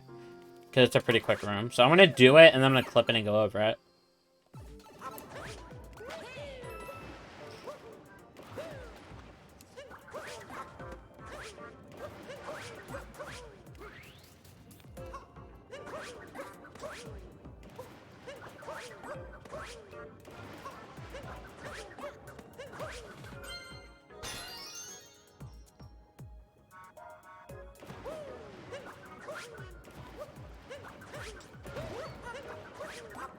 Okay, there we go. Let me clip it now. Your shot is not that fast. It's much slower. You take your time and align the waves. I just go on the first cycle again as soon as I go out the pipe because it's the same every time. Okay, so I'll explain it. Oh, did I not get the beginning? Okay, anyway. What you do out of the pipe, I missed the beginning here, but it's not a big deal. As soon as you go exit this... Here, I'll show you again. I guess I can just show you the beginning one more time. Let me leave and then go back in. Yeah, I just know as soon as I enter the pipe that it's going to be perfect. Because I get the same cycle every time. So, exiting this pipe, dive, long jump, 1, 2, 3. And then I'm going to dive, but I'm going to look at the clip. So that's what I do there, just so you know. Because it missed the beginning. So I dive, and then 1, 2, 3. Oh, whoops. And then, while I'm vectoring this triple jump to the left here, I'm doing like a 45-degree angle. I'm like holding pretty much directly up left here to vector the triple jump. And while I'm doing that, I'm also holding it up left on the camera stick to get this camera angle. And then right around here, I cap bounce, and then dive, and then jump bounce, dive over this wave. I land roughly right here, and then I do one roll, one motion control roll. And then I line myself up directly straight ahead with that third platform, that third small platform. So I cap bounce, dive onto it, and then I'm going to cap bounce and then dive over that wave. And then this part is a little bit tricky if you're too fast. I do a neutral bounce here because I'm a little bit... I have to wait just a little bit for that wave to be in position and pass the key. And this neutral bounce you'll see, by the time I throw Cappy, the wave is out, that poison wave is out of the way. And then I throw Cappy and then dive to land on this platform. Cap throw dive to land here. Cap throw dive. You could do a regular ground pound and still make it there easily. And that's how I do this room. I guess I'll let it play one more time. So triple jump. Oh, my bad. Triple jump. Vector it. Well, I'm holding like up left on both sticks there to get that camera angle in that vector. Cap bounce dive. Cap bounce dive. I want myself head on with this platform. Bounce over that wave. Neutral bounce and cap throw dive.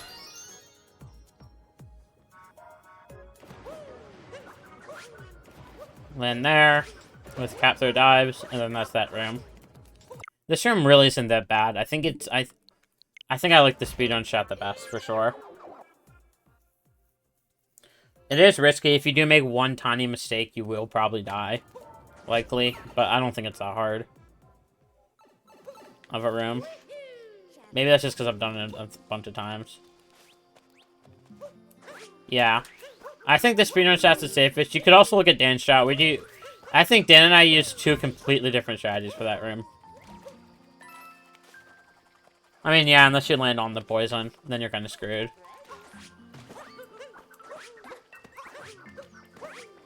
Dan and I do 2, like, pretty much different strategies, but I like the cycle to get right out the gate there. There's only one more room that's worth mentioning in this kingdom. Oh, hold on. You know what? I'm going to show you how to get to Rango safely real quick. Yeah, I know. That's what I'm saying. You wait. That's like the key difference. That's what I mean, Dan. The key difference is that you wait. I did not mean to start this. I just go right away. That is what I mean by different. That I go a lot faster than you do. That is what I mean. We both use Mario, though, obviously. Because you wait, you go slow. That's what I mean by completely different. I go way fast and you go way slow. So in my eyes, that's 2 different strategies. Whatever, Dan, okay? Okay, so here's how to get to Rango safely. I like to get up to this courtyard check. You know what? I can show it from the Odyssey, why not?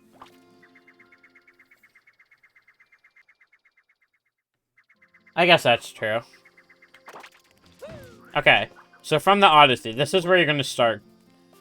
So I like to just get up here. Triple jump dive seems to work. Just like that. You could capture these guys, or you could go over here and then get these purples like this. Do a ground pound jump to get up here, and then long jump over the courtyard checkpoint. That might be the safest to dodge all the Goombas. And then I like to go over here. This timer challenge typically is right here. And then you long jump over here. Or whatever. Just swim over here. Grab these purples. Wall jump. Grab the purples and then hit this flower. And then you could use this flower to get up here just like that.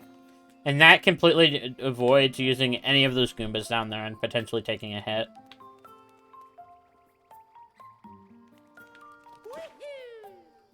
Okay. Jump, grab, clean, and climb. So for this first bit, triple jump into a cap bounce and then into a dive. And then quickly hit this flower before the fuzzies come back. And then wall slide and then grab this right here. Get these purples. You need all 50 purples on Lake, so make sure you grab those. Then just climb your way over to these 2 platforms. And then I like to go like roughly right here-ish. Yeah, right here should be safe. And then I drop, cap bounce, cap throw, dive. And as long as you wall slide and then grab that ledge right there, you'll have your cap bounce every time. Every single time you'll have your cap bounce. As long as you wall slide and then grab the ledge. Just like I did there. And then I wait for Mario to start sinking. So right now he started sinking and then I time my bounce. That is my... I guess I can clip that and explain it again.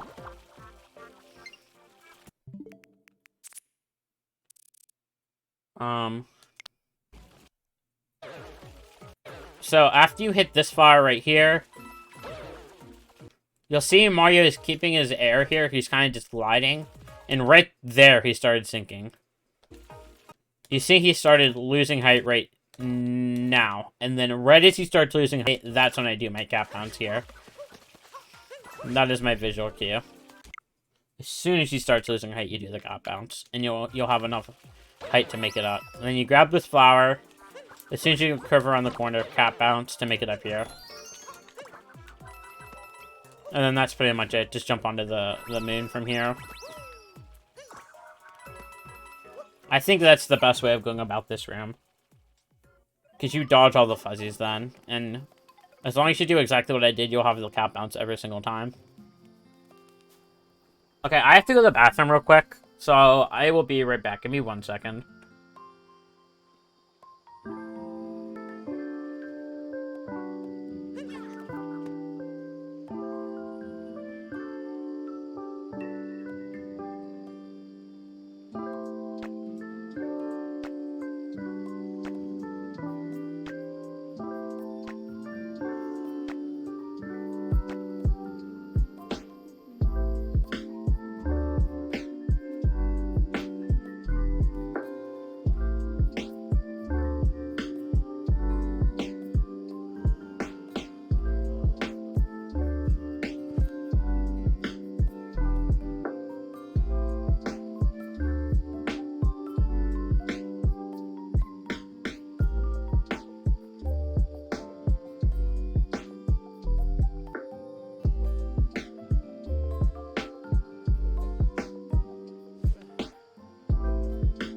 Okay, hello, I'm back. Sorry about that.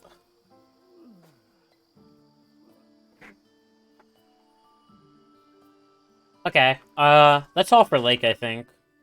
I'm kind of just going through the kingdoms one by one. And, explaining all the rooms, I guess. I don't know. Is there any specific rooms anyone wants to see? Because right now I'm just kind of going through all the kingdoms one by one. We can go to Lost, I guess. I don't know. I'm going to try to go through as many kingdoms as I can right now. I just want to make sure I have a tutorial for as many kingdoms as possible. That way, if somebody wants a sub-era, I can just tell them to go to this VOD. I should probably make a command for this VOD in chat after the stream ends. I can probably make, like, exclamation point strat or exclamation point tutorial or something. I don't know. Yeah. Okay, let's do... I can do this room. I can explain this room. This room's scary. This room's mad scary. Okay, I like to wait for this wiggler as soon as I enter here. I just like to wait for this guy to pass. I could also do this again on Thursday. Should I do this again on Thursday? Same time? Because this is like the only week when I have time for Tuesday, Thursday streams, because I'm on spoon break from classes. I could also... Yeah, I can get there. We can do that. Okay, I like to wait for this guy to pass. Hit this P-switch, and then long jump, cap, bounce, dive.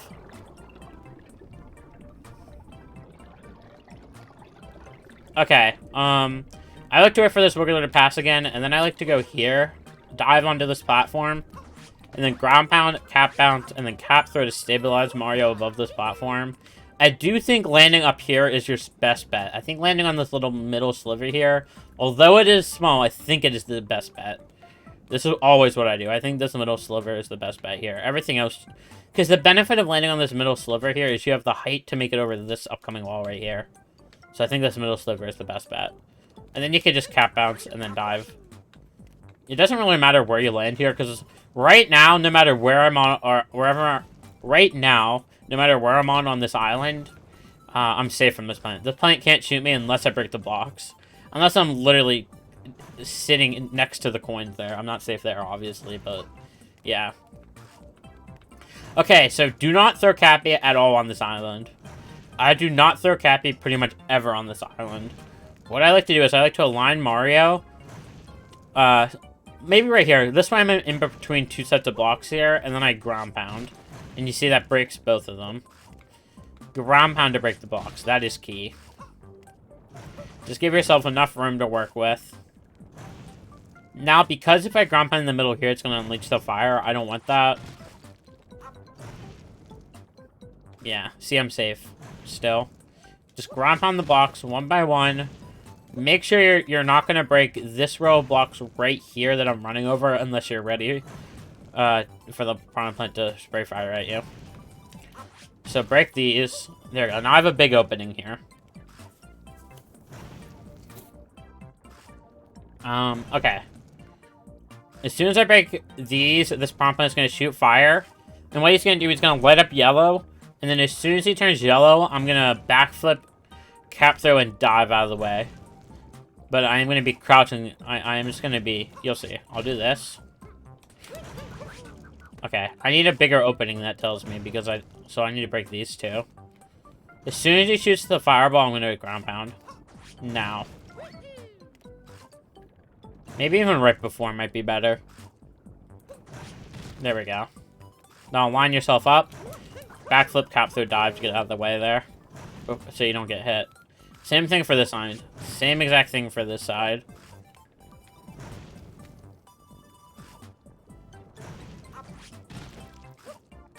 Okay. 3 blocks wide should be enough. I did not mean to backflip there. That was accidental.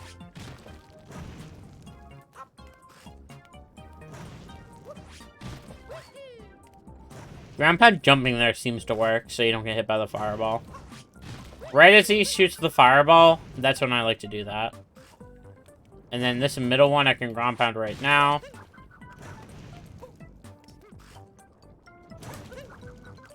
There we go. That works. You don't even need the dive after the backflip, honestly. Like, a backflip cap throw even works. That's what I did there, and that worked. Okay, I'm completely safe here now. So I'm going to wait for those 2 wigglers up ahead. I'm going to wait for them to be fully extended, and then I'm going to cap out and dive over them and land here. Hit this P-switch, and then dive onto this platform. Hit this P-switch, dive onto this platform. And then what I'm going to do here is I'm going to long jump from this P-switch all the way over to this little lip right here. It's a pretty tight long jump. So long jump, cap bounce, cap throw, dive, and you'll make it. Plenty of room. It is a pretty tight, though. You do have to time your cap bounce and cap dive well there, or else you are going to just hit the poison and die. But yeah, that's how to do this room.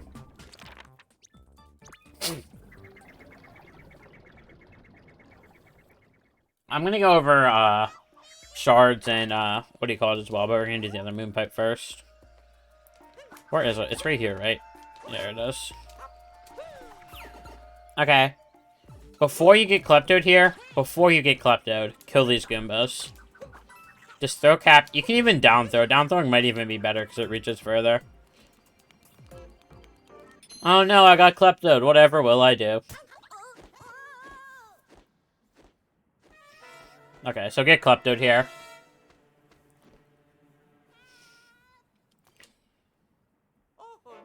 Okay. I like to go over to this one. Actually, no, I don't. That's a lie. I lied. I like to go over to this platform first. As soon as I'm going to wait for the fireball to go up, and then as soon as it starts going down, I'm going to dive over it. And then this one, there's no timing. Just do a jump dive over to here. Same thing again. Do a jump dive over to here. Ground pound this platform. Jump dive back over. Same thing again. Wait for the fireball. So it's going to go up, and while it's going down, I'm going to jump and dive over it. And then for this, I like to dive onto this middle platform just like that. Just make sure you're right on the edge of this little corner piece here, and then do a jump and a dive, and you'll make it every time. Just jump, dive, just like that. Same thing again. You don't even need that much speed. You can inch your way over to it like I did there. Trigger Klepto. Make your way back same way you did before. Klepto's just going to sit there. You can take all the time you want. Dive over this fireball just like that. Jump here. And then ground pound to kill Klepto. Dive here. Dive here.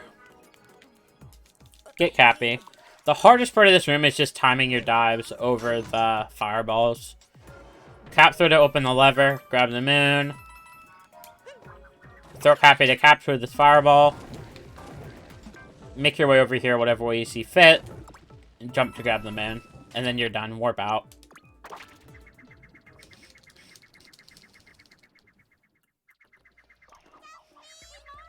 Cappy. Hey, Mario. Okay, make your way down to here. Probably the safest way to make your way down to this checkpoint is grabbing this checkpoint first and then jumping down like I did there. That might probably be your safest bet to get this checkpoint. Okay, make sure to grab this checkpoint. You can't do this strategy I'm going to show you. You can't really do unless you have the checkpoint because we're going to be doing some warping here. Okay, so wait, capture this wiggler safely, just like that. Capture him. Bring them over here. Wait for the platform. Wait for this platform right here to come close. And you go on it. And then before it moves, I guess you could just wait. Just make sure you get on this little stump. Make sure you're not too close to the edge so you don't get hit by the fuzzies. And then stretch your way over to this platform right here. And then stretch your way over to the moon right here. That's the first moon. I will show you I'm going to show you an approach right now for that same moon with Mario. If you don't like using the wiggler, I'll show you my Mario approach. Wait for the platform to come close. And you can cap throw dive, just like that, land on it. And I like to stand in the middle of the platform and then backflip and cap throw to get over those guys. And then there you go, that's that moon with Mario. And then warp out.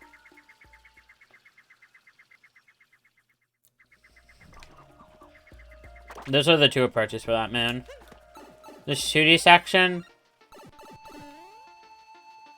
I will show... Yeah, I could do that next. Okay.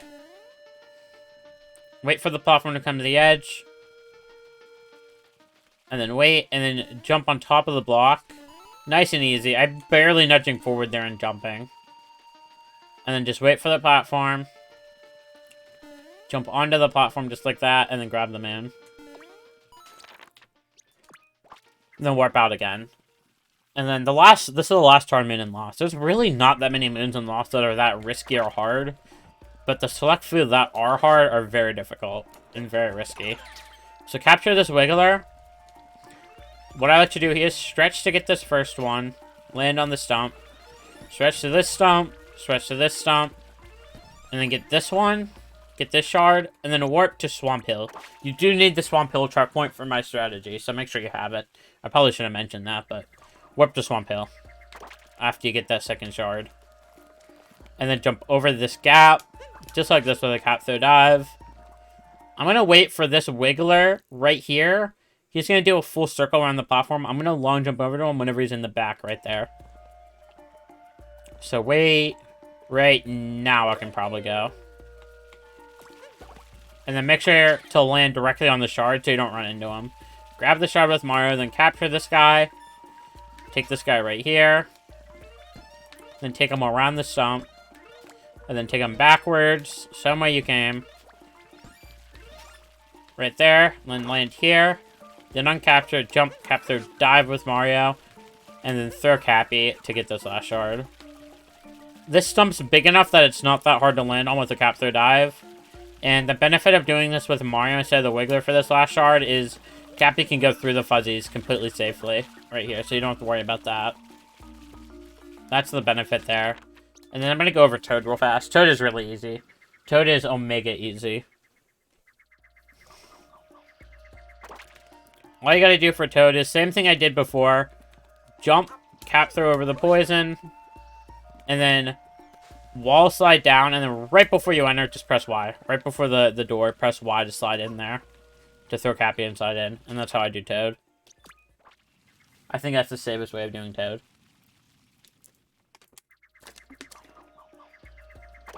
We'll go to Ruined by request. Of the bomb. I will go to Ruined now. I'll go over both the Ruined sub-areas, I guess. Because there's only two. The only two hard moons in Ruined are the sub-areas. Everything else is essentially free. As long as you're just safe. And not doing anything super stupid. We'll do the charging truck room here first. This room isn't that bad. I've said that for a lot of rooms, but this one especially. The only hard part is the second moon. Okay, so the mummies that are up here at the end only spawn if you grab the coin stack below me. If you break those blocks right there and grab the coins, that's the trigger to spawn the mummies that spawn up here. So what I like to do at first here, the mummies are going to be on the ground though before you capture the charging chuck over there. So to avoid the mummies, I like to do a long jump and then a cap bounce to land on this platform here. As long as I'm on top of these gray platforms, I am completely safe from the mummies. So we're just going to jump across the gray block safely to dodge the mummies. Okay, as soon as you land on this one, you do want to be fast. You want to land on that one, then fall off immediately, and then capture this guy so the mummies don't spawn. And then charge up a run with this guy, and as long as you're running, he'll always kill these guys. And then run into this cage to break it, and then grab them in. Okay, I'm going to line it up so I'm I'm going to line it up so I'm aligned with those gray blocks on the back. Because that's the only way to get the mummy to spawn up top. So I do have to grab these coins to get the mummy to spawn, I believe. And then I'm going to run into this block to kill the Moai, or not the Moai, the charging truck speed. And I'm going to uncapture and cap through to get up here like I just did there. And then I'm going to take this pole and then do something like that. That works. And I think this ledge is completely safe. Yeah. Wait for this mummy to come over here. Jump onto him like that. That should work. You can use this ledge to get height above the mummy, so you don't have to deal with them. And you can walk across this ledge, and then jump into the moon like that, and then immediately warp out.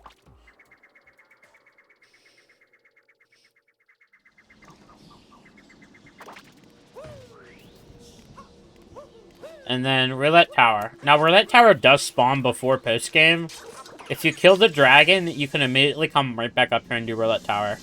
So, that might be a strategy for anyone that's interested in doing this from ASAP. That is the soonest you can do this, man. After this, we're going to go to Bowser's.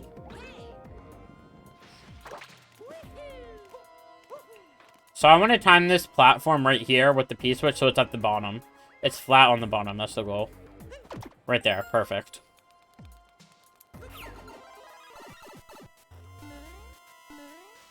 And then jump on the platform and then jump over. And then I'm going to hold Y this entire time to clear these gaps. Now, I will note, this is a potential jump farm spot. If you want to jump farm and get jumps for the Toadette achievement, this is a potential spot right here. Just mash the jump button as fast as you can, and you'll get a lot of jumps. There you go. I want to align both of these so they look like a stair. So, right there. I want it to look like this. This is the cue that I want. And to do that, I'm going to hit it whenever it looks like this. Because that, if I hit it right here, the delay of me throwing Cappy and hitting the button will be enough for it to line up properly. So right now, that was early. I lied. Not right now. I lied. Ignore me. I suck at this game. That was an accident. I was too close. What I'm trying to do is I'm trying to inch up as close as I can to this button without actually hitting it. So right here should be good. Right now. Perfect. One done.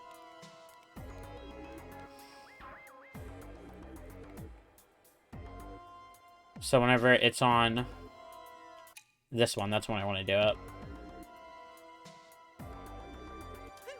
That's a lie. Yeah, that's a lie. I timed that wrong. Timing this is really awkward. Because of the delay between throwing Cappy and actually doing it. I don't really have good visual cues for everything. But as long you can sit here and do this as many times as you want and you're completely safe. So this might take me a minute. Perfect.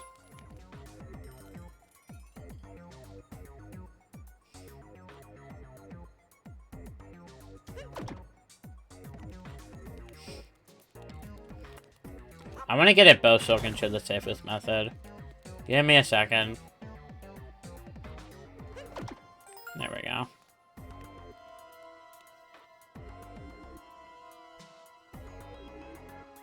Okay, so whenever it's like that, because it goes to there next. Okay, got it. Perfect, just like that. I learned that visual cue on the fly right there, I'm gonna be honest. And then just jump across safely, just like that.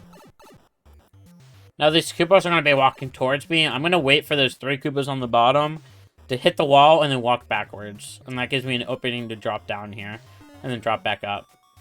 And I'm going to hit this block to bounce the Koopa backwards. Then break that block and then kick the Koopa. And then I'm just going to walk. Nice and safely. Now the Koopa shell can bounce out of this little opening here. I'm pretty sure a lot of people have seen this before.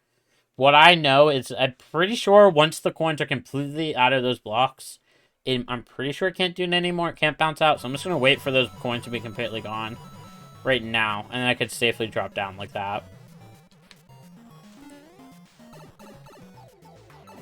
Perfect.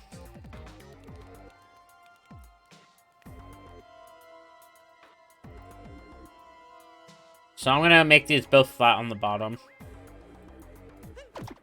Early. Or late, I mean.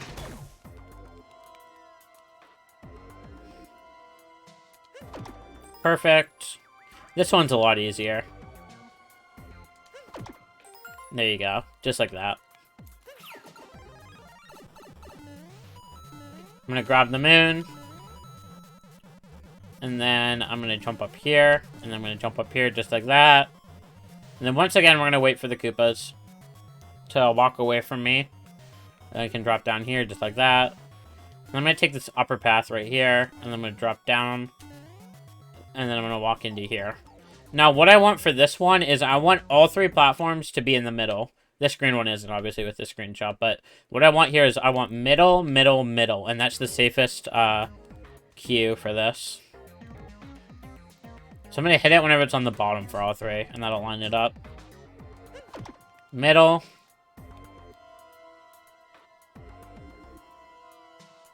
Middle.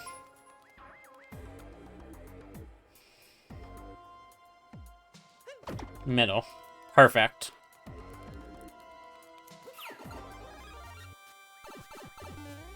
And then I'm not even running here, just jumping just like that. And that makes it really safe. And that's this room. But done. Cool.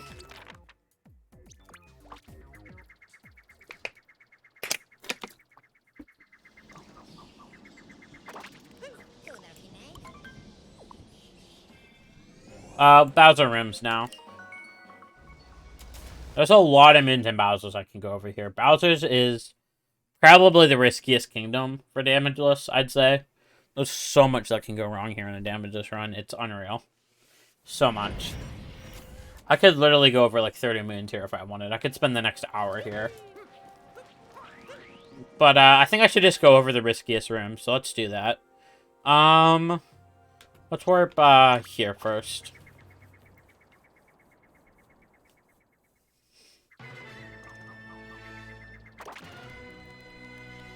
We can do the dry bones room first, because that's probably the riskier of the two. I'll go over that one first. So just safely climb across this roof to get there. Nice and easy.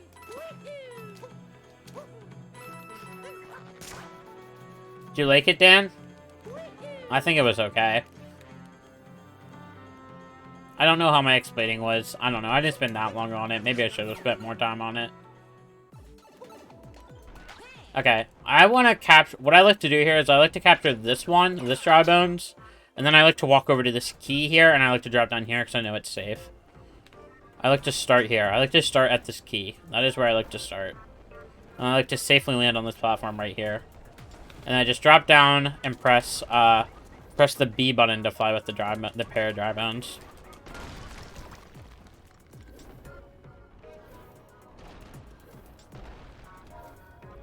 I don't know how to recover from arrows, Dan. I don't. I don't know how to do that in that room. I'm gonna be honest. All I do is if I recover from arrows is I uncapture and then fall and hope for the best. I uncapture, fall, and then as soon as I land, I warp and hope that there's not a mistake in my way. That is all I do. That's my only backup for that room. That room sucks so much. There's just not an easy way to back up that room. Okay, for this one, I like to sit and wait right... Well, it'd probably be safer to wait down here, actually, yeah. So wait on the green... Make sure you're in the green here. Make sure you're inside this green wall. And then wait right here. I'm going to wait for one of the rocks to pass, and then I'm going to go. So I'm going to wait for this one to pass. Then I'm going to fly and grab that, just like that. Holding left the entire time and pressing Y.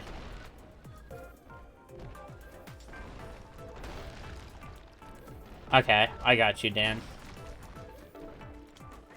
Okay, for this one, I'm going to drop, and then as soon as I'm underneath, I'm going to be smashing B as fast as I can, so I'm underneath this platform at all times. So like this, you can even shake. Shaking might even be a little bit safer for this, man. It's really preference if you press B or shake. I think it's the same thing. Shaking gives you more flies, but I think you can do it with mashing just fine. I'm going to fly up here now.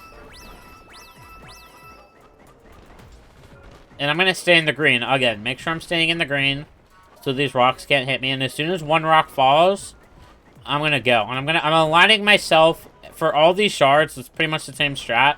I'm staying in the green, but I'm trying to align myself with the shard. So if I make if I roughly make a straight line, it'll go right through the shard from where I'm flying. That is the goal right here. So I can hold just directly left and fly. As soon as one of these... So this rock passes, I go, and it gives me the shard. Just like that. This one's not too bad. All you do is sink for this one, sink into it. As soon as you touch the shard, you fly back up. One more time now. This one is definitely not a fun one. So I'm staying in the green here. I'm trying to get a good camera angle here. Perfect. Just like this. This is the angle I want. So I'm staying in the green here, and I'm just going to wait, like, right in between this opening, but staying in the green. Waiting for a rock to pass and then going. Go, Whoa, okay, that was close. Stay a little bit further away, because those rocks can do that, and that's why this room sucks. I don't know how I didn't get hit there. I'm going to be completely honest with you. And that's why this room is scary. I don't know how I didn't get hit there. That was miraculous. I don't know how. So don't stand on the wall like this. Stand a little bit further away. But make sure you have a camera angle like this, is what I'd say.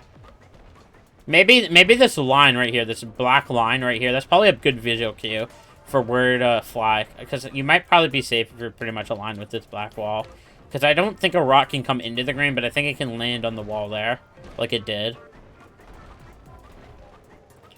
So, wait for a rock to fall, and then go, and then land in this alcove. And then the moon will spawn. And then I'm just going to sit here in this alcove. I'm going to sit in this alcove and wait for a rock to pass. I'm going to fly out. And then I'm going to fly out into this side right here, landing in the green.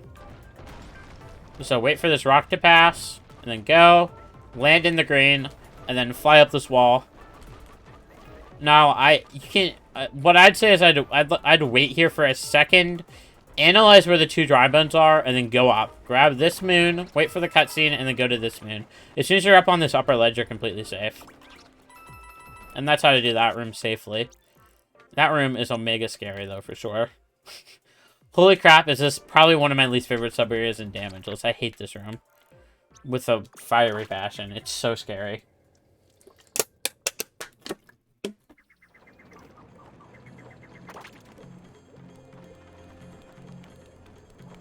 I probably should have not warped here, but it's okay. Where? Oh, yeah, I want to go back this way. Don't do this movement in Damageless unless you're doing KFR. I'm just trying to get here quickly. Pokio room now.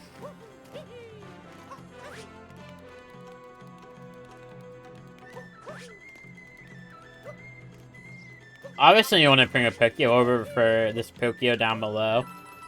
This guy right here. But yeah.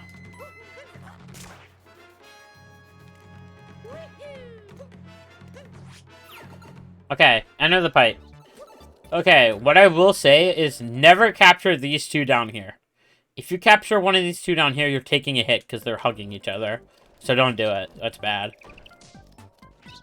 What I like to do at first here is I like to jump, and then I like to cap throw against this wall to break these boxes. And then you can shake and home cappy in, and that'll break that box. And then same thing for this one. Mario fall. Just like that. Nice and safe. To get that moon.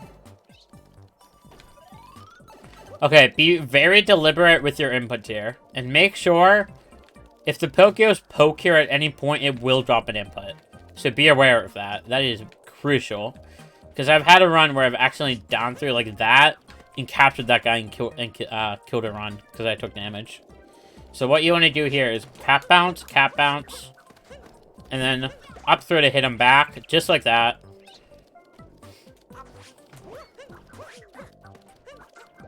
And then up throw. I didn't get an up throw, but Cappy still homed in, so I was a little bit lucky there. But something like that. Just up throws to capture this guy safely, is what I would say. Ground pound, cap bounce from afar, and then up throwing to capture him safely. How did I not poke the wall there? Okay. Poke the wall, and then shake to get up. And then jump, shake to get over here, and then poke to kill that spiny. And then I'm going to ignore that piece that's moving right there. I'm going to ignore it completely.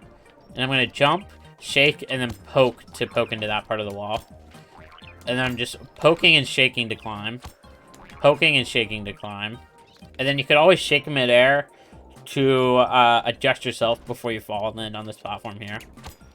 And then I like to poke and fling there without shaking. I just poke and then fling upwards, just like that. And then for this one, I am going to land on that second one right here. I'm going to poke into this second one. So I'm going to jump, shake for extra distance, and then poke, and then shake, and then poke, and then shake. Just like that. And that's how to do this room safely. Nice and easy. Not a bad room.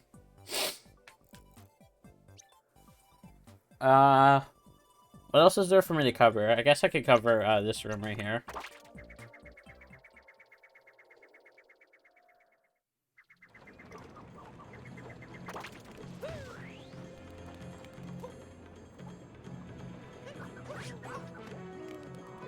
Okay, come here, ogre. So I like to wait on this little piece right here, roughly right here, for this ogre to walk up to me. So I like to wait for him to walk up, and then he's going to go red, and as he's going red, I'm going to walk away, and then jump, and then ground pound. And that strategy works for every ogre in the game, by the way. You can wait for him to go red, and then you can walk out of the way, and then jump on top of it like a stair. Real easy, like. Okay, this room now. You have to kill that ogre to open this door, so that's why I went over that. Okay, stand like roughly... I'd say stand roughly right here, and then down throw to capture this Pokio. And then shake. Land right here, poke right here. I like this one right here where it's in the middle. That's my good one. And then I like to wall slide all the way down. And then I throw Cappy to capture this guy. And then poke the key to spawn the moon. And then what I like to do after this, I like to jump, shake, and then poke to the left here is what I'm trying to do. Just like that. And then shake, and then poke to the left here again. And then this one is the one I like again.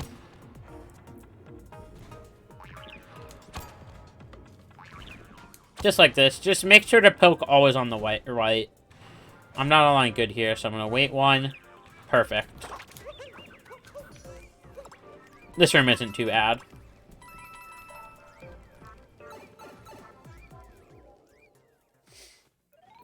I'm going to go over my awful strategy for this past the moving wall moon. I probably wouldn't recommend it. I'd recommend getting good with the Pokio, but I'm bad at the game, so here we go. What I'm going to do here is I'm going to cap bounce, and then I'm going to wall stall, so I'm sliding against the wall, and then I'm going to throw Cappy to my left, and then home him in. And I'm going to make sure the Cappy is above that Pokio down there. I'm going to make sure Cappy is above the Pokio, so he homes down and instant captures. But if he doesn't instant capture, you can always wall stall against the wall again, and then throw Cappy left again, and you will capture him. So just like this. So cap bounce, slide against this wall, capture him just like that, and then shake to make sure you don't somehow take damage to the spike as soon as you capture is what I like to do. And that's not a terrible way of getting this moon. I don't know, that's what I like to do in runs. That's my preference. I think that's most of everything in Bowser's I should cover. Done.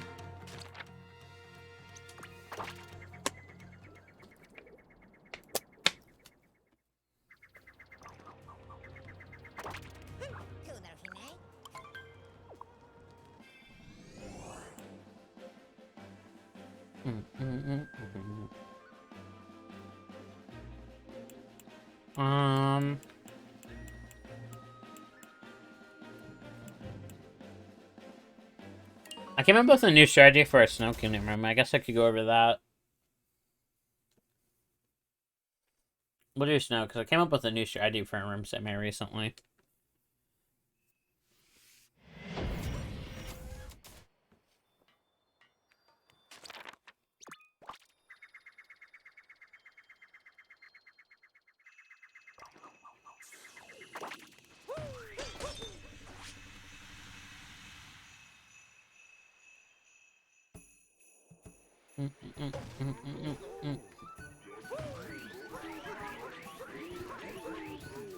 Okay, this room. I'm going to show this room and then I'll show the Goomba room. I guess I can go to the 3 risk rooms right now. Okay. So I enter this room and I'm going to wait for this guy. He's going to blow that Spawny to his death. He's going to blow one more time and then I'm going to walk to the right here. So just like this. I'm going to walk all the way over to the right. And then I'm going to hit this guy so he stops blowing. Then I'm going to climb up here and do a ground pound, cap bounce, dive to jump over those spinies, and then I'm going to walk down. And then we're going to do a ground pound, cap bounce, dive to get that moon. And now the thing is, since it's not a collected rune, it looks riskier than it is. What you would do in a run is, you would ground pound, cap bounce, dive into the moon. Then after the cutscene over, you would do another cap bounce, dive to land over here, safer. I just can't do it in a practice file because the moon's already collected, so it doesn't quite work. And then I do a ground pound, cap bounce, wall jump to get up here. Ground pound, grab this moon. And then I like to wait for this guy over here to be blowing to the left. So he's blowing to the right. He's gonna start blowing, and then I time my long jump now over the poison, just like that. And then I can capture this guy safely, just like that. And you can blow those guys off. And then a simple uncaptured dive to make it over here.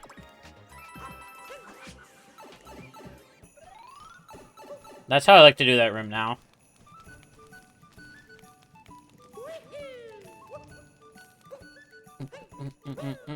Okay, this Goomba room now. This Goomba room sucks. This room's hard. I like to spawn this icicle right away. And then I like to wait for one of the Goombas to be by itself. Completely isolated. So, this might take some waiting.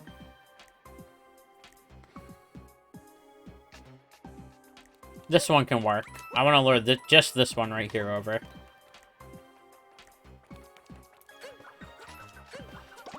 So clear the coins with Cappy because it's going to prioritize homing into the coins instead of the Goomba. So just throw Cappy and home in to capture him.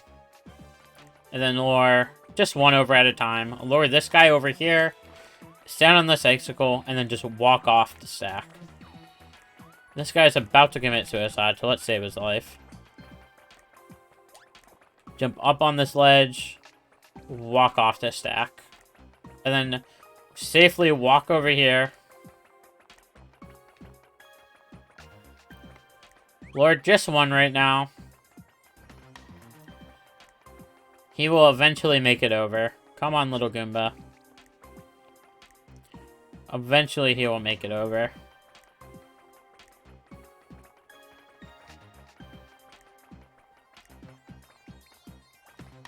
Another strategy is you could go in between the two here.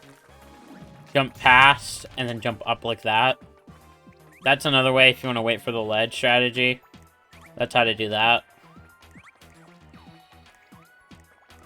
Then you could drop down to capture that, or to stack that one. Drop down to stack. This is the only part of the room where I hold Y. I hold Y and jump for all these jumps, just to make sure I have the distance. I wait for that icicle to fall, and then I jump up. And then I walk off the stack. Same thing again, lure this guy over. Then walk off the stack.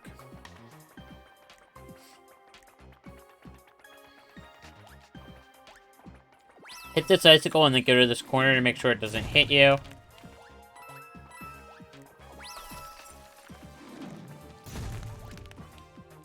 I'm gonna spawn both of these at the same time. And then I'm gonna walk over here, spawn this icicle, and then walk back down. Eventually, these guys will get confused. And then whenever they get confused, that's your cue to walk over here. Safely.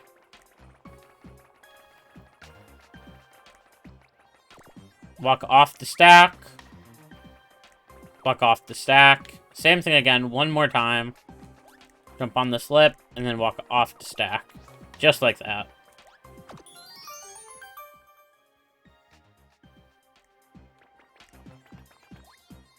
And that's how to do this moon safely-ish. This moon's scary regardless. And then after you grab the moon with the Goombas, drop them off right there in an uncaptured cap throw. To land back up top so you don't have to deal with them anymore. And then for the last moon, I like to go over here. I like to go on this opening right here. And then I like to jump off, cap throw, dive. Just like that.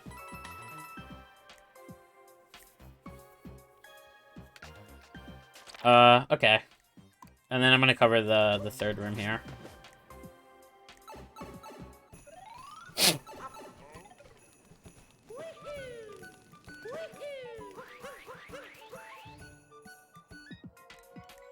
Okay, for this room, I like to walk on this path right here, and then long jump, cap throw, dive to make it here.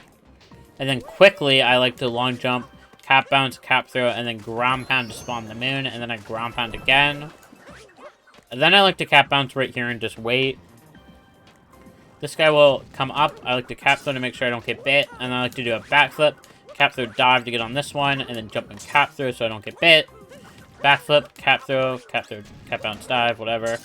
Cap throw so I don't get bit.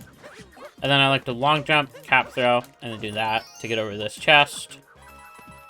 And then I like to long jump back. Just like that. This room isn't too bad either.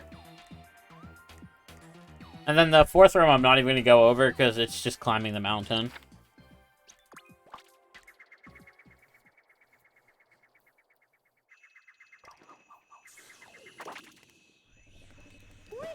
Moon pipe.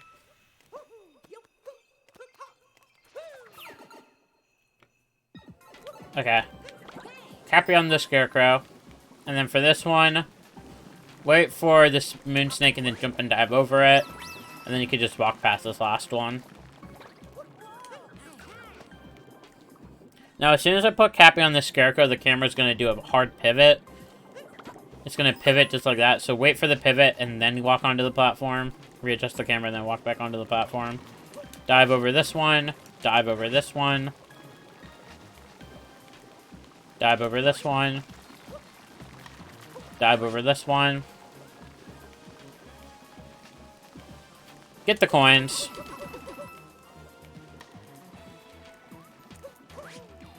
Okay, so for this one, I'm going to hit the scarecrow. And then right before I walk up to that coin stack, I'm going to walk back so I can capture the walk back and then get Cappy back so I can capture this Bondi Bill. So I'm going to walk up. Right before I hit the coin stack, I come back because the bullet bill spawns. The camera pivots for me. I get Cappy back and I throw Cappy out to capture. Then I'm going to go up against this wall, and it will uncapture and ledge grab for me. I do not press the uncaptured button there. At all. I take the bullet bill, and I ram him into this wall, and he blows up, and then Mario ledge grabs every time automatically. This bullet bill's shooting at me, so I'm going to wait. And then I'm going to jump down, grab this moon, throw Cappy out to capture, and then just fly him back. Nice and safely, just like that. Fly him over to the moon.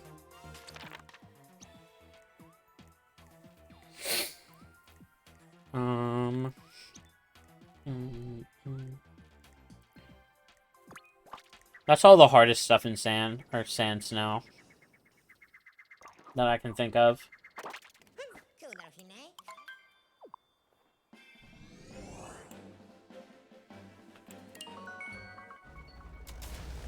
We can go to luncheon now, because luncheon's the Heart Kingdom.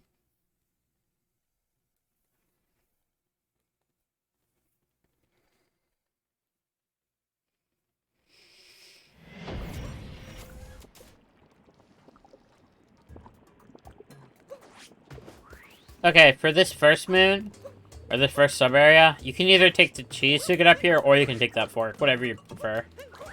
That works, just like that. I'm gonna go over this moon pipe now. So what I want to do here is there's gonna be a platform that's gonna come out of this lava right here. I'm gonna wait for it, and then I'm gonna walk onto it. And I'm gonna stand towards the front and just throw Cappy out and home in to capture a Podobo. And then I'm gonna wait for this to pass before I do my jump here.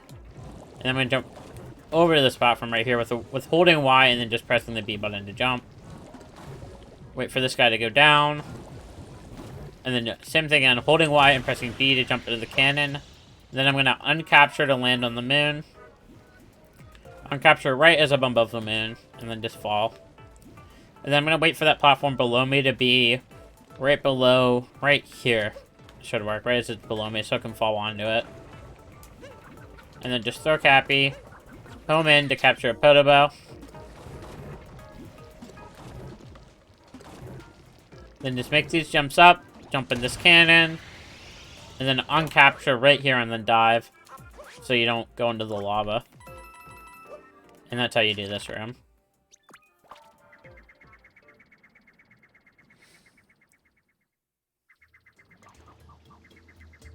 This room's a lot harder though, for sure. Okay, so I'm in this pipe. There's gonna be a bunch of fireballs coming at me, and I'm completely safe up here. I'm gonna wait for this fireball right here. As soon as it hits this platform, I'm gonna long jump, cap bounce, and then jump over, cap through to get over here. And I'm gonna cap farm against this torch, and there's a reason for that. Cap farm against this torch will make it so this guy lights the torch, and then he kills himself, just like that. If you cap farm against this torch, he'll light the torch and then kill himself. And as long as you're hugging this torch and cap farming against it, you are completely safe. So as soon as he dies, I'm gonna... Now that he's dead, I'm gonna walk over to here, and I'm gonna cap bounce and dive up to this ledge right here. I am completely safe from all fireballs if I'm standing on this ledge right here. So we're gonna do this, ground pound, cap bounce, dive. I'm completely safe here. I can stand here all day. Fireballs will go over my head all day long. I'm completely safe here. I can stand here all day. He'll throw 2 fireballs, jump up and throw Cappy to capture. Light that torch and then uncapture. Ground pound right here. Cap bounce. Throw Cappy and then shake to home in. Light this torch. That works. And then walk over here. And then before he bites, jump over to this platform. Light this torch. Wait for the platform to stop and then land on this guy. Before he bites, jump over. I missed the jump. Not a big deal. We can try again. Just like that. And then jump over here with the fire bro. And I believe from right on the edge, it's a jump and throw. This torch is really awkward to hit, but it's completely safe. There we go. A jump and fireball throw to light that torch.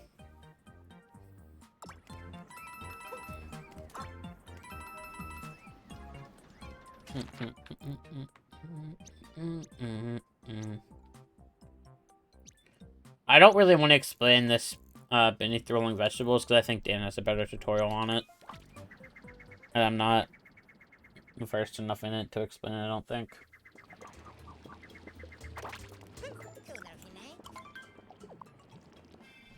I want to go to Seaside.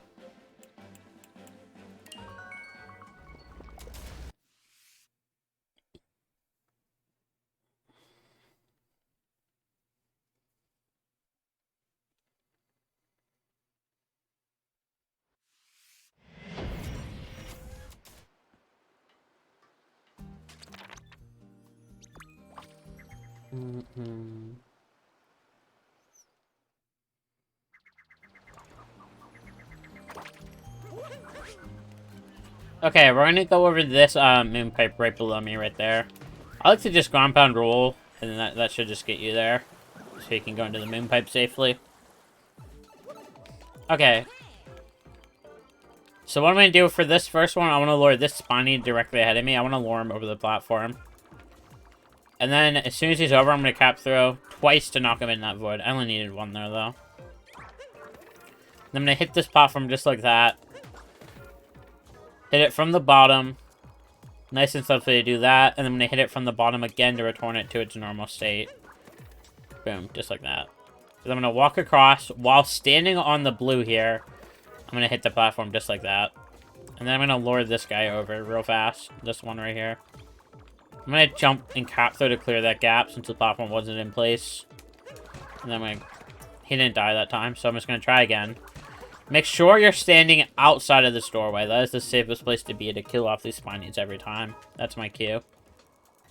And then I could just jump over the gap just like that to get that shard if you want, or you could walk across. Either one is pretty safe. So I'm gonna lure this guy into the yellow, I think I want to do, yeah. As soon as he's in the yellow, you can see he's in the yellow there. I'm going to hit this platform right here that Mario's targeting against. So I'm going to hit it twice. 1, 2, and that'll give me the shard. And then the spawny will never come near me. I'm going to hit this. I'm going to hit this just like that. That'll open this up, and I'm going to kill the spiny that's walking towards me right now. Come here, spiny. Walk across this platform. Dead. Walk across the platform.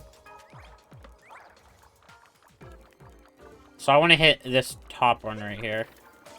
And then I can lure him out.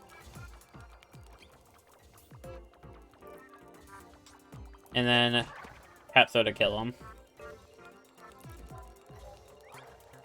And then now that this blue is here, I can stand on the blue. Hit this one twice. Throw Cappy home in to grab the shard. Hit it again, it'll push me down. Open the chest moon and grab it.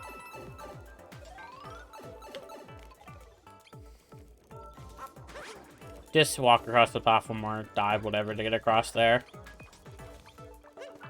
Hit this one, and then to hit him out. Lure him around the corner. Jump and cap through the gap. And then kill him. And now all the spawnies that will ever cause an issue to us are completely dead.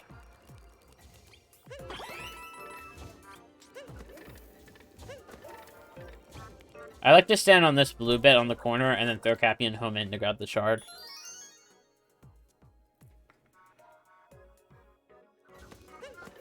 And then open this up, and then just make your way back safely. Jump and cap throw to clear the gap. And that is this room cleared very safely and slowly, because this room can definitely be a big issue.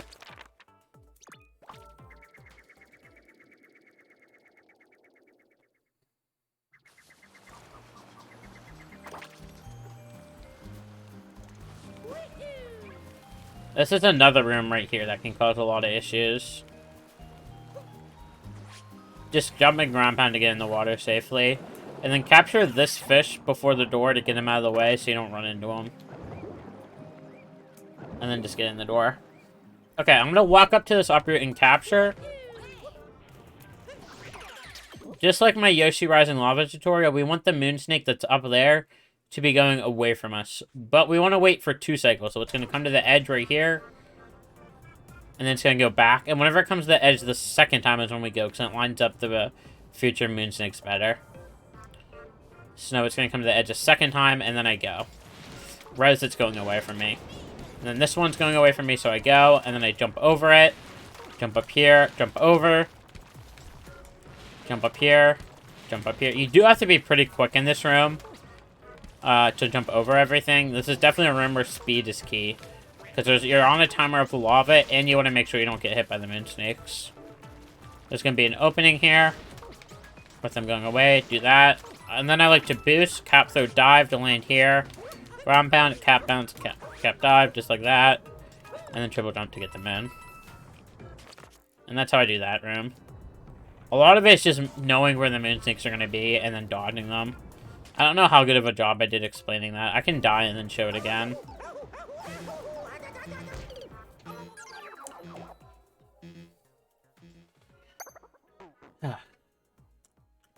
Okay. Capture this guy. We're gonna wait for 2 cycles. There's the one. It's gonna go back, and then it's gonna come back, and then we're gonna go.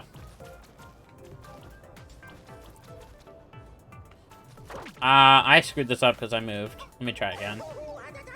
If that happens, you could always just warp out to reset it, or just walk out the door. You don't want to move once you have the camera in place. That was dumb of me to do. I don't know why I did that.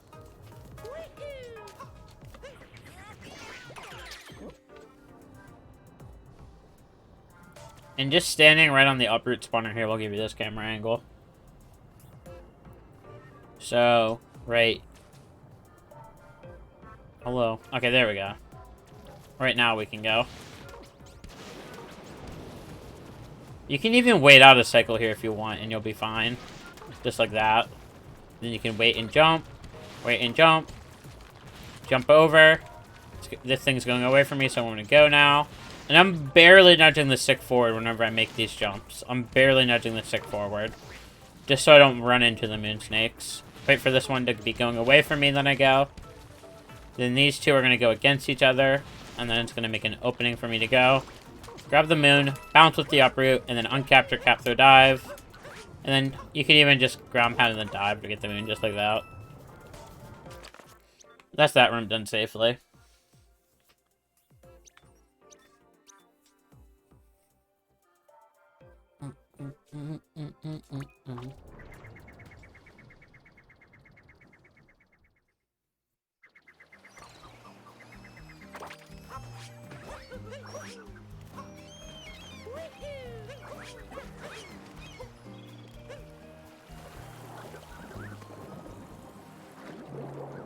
Okay, this sub-area right here, this Pokio Bomb one.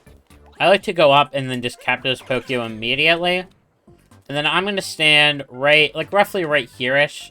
So there's dark spots on the ground here that you can see. There's 2 different shades. As long as you're in the light shade right here, you will not get hit by a bomb.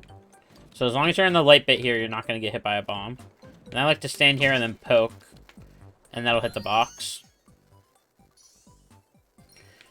So standing like roughly right here-ish. And then poking right whenever it passes. That should hit the box. That was a little bit late of a poke. It's kind of weird and wonky. You can mess out with different timings, but roughly there will work. And then that'll spawn the moon. Right as this bomb passes, you can go, walk, and then jump to get the moon. This bomb is going to pass, and I'm going to go.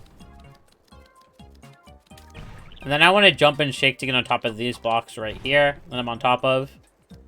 And as long as I'm on top of these gray blocks, none of the bombs can hit me. So jump and then shake. Land on the next one. Then again, jump, shake. And then I think right here, yeah, right here you just want to poke. And that'll break all the blocks in your path. And also the Burbas can't hit you from up here. That's another incentive. Nothing can hit you as long as you're on top of these silver blocks, gray blocks, whatever. So just time your poke so they line up with the box you want to break. Boom, perfect. And then from here, I would recommend uncapturing at this point. Wait for the bomb to pass. And then long jump, cap bounce, cap through dive. To get over there. Okay, that's all the hard stuff in Seaside, I think. Well, actually, no, I should probably cover the Ocean Maze. I'll do that real quick. And then that's everything in Seaside.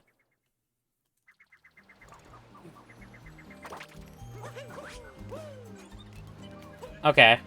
So if you want to get to it safely, your best bet's probably just taking Glidon and flying over to it. And I want to enter this pipe right here. This pipe right here is the one I want to start with. I'm going to wait for this Koopa to be walking away from me, and then I'm going to jump up to him. Perfect. Bounce, bop him twice to break the block. Wait for him to go away, then crouch to get in there. And then I'm going to hold Y and then jump to make it over the... I wanted to land on the pipe, but yeah, that works too. So just make sure you land on the pipe there. That's the best bet. While holding Y. So you have enough speed to make it. And then hit these 3 blocks, spawn these blocks. And then make your way back on the platform safely. And then you can enter. And if you want, you can take the fish. It doesn't really matter. The fish is just quicker to take. And then enter this pipe here safely. I'm going to go underneath this note and not spawn it. And then I'm going to wait for this platform to come back. And I'm going to discord to this Koopa before I start the notes. So like that. And then hit him. And then start the notes now.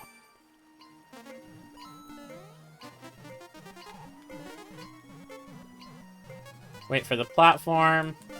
Grab these notes. Just like that. Wait for the Koopa to pass. Grab the last note.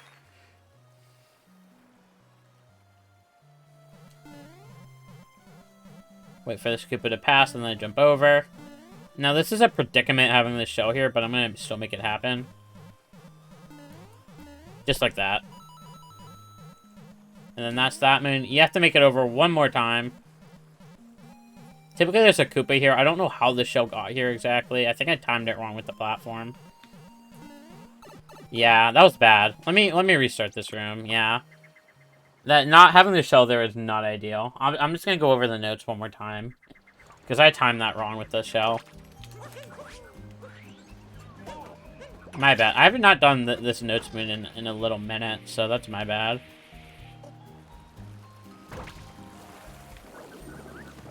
I think the blocks are going to be gone now. I don't want to have to spawn them again. Yeah, whatever. I'm just going to go over the notes moon. So, better timing. So, better timing this time. Bop this Koopa. Yeah, that works. Just make sure it gets... What you want to do is make sure the Koopa gets down here. It's kind of awkward. If he doesn't get down there, you could always warp and reset. And then ride this platform over here. Grab the notes.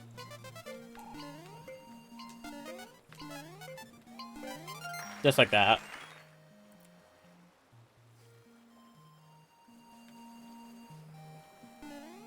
Then jump over the Koopas, just like this. Perfect. Over the Koopa.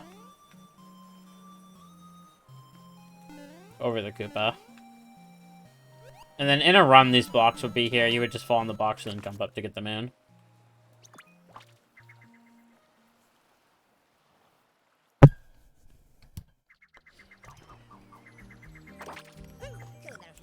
Oh, I should go over my safe Goombet strat.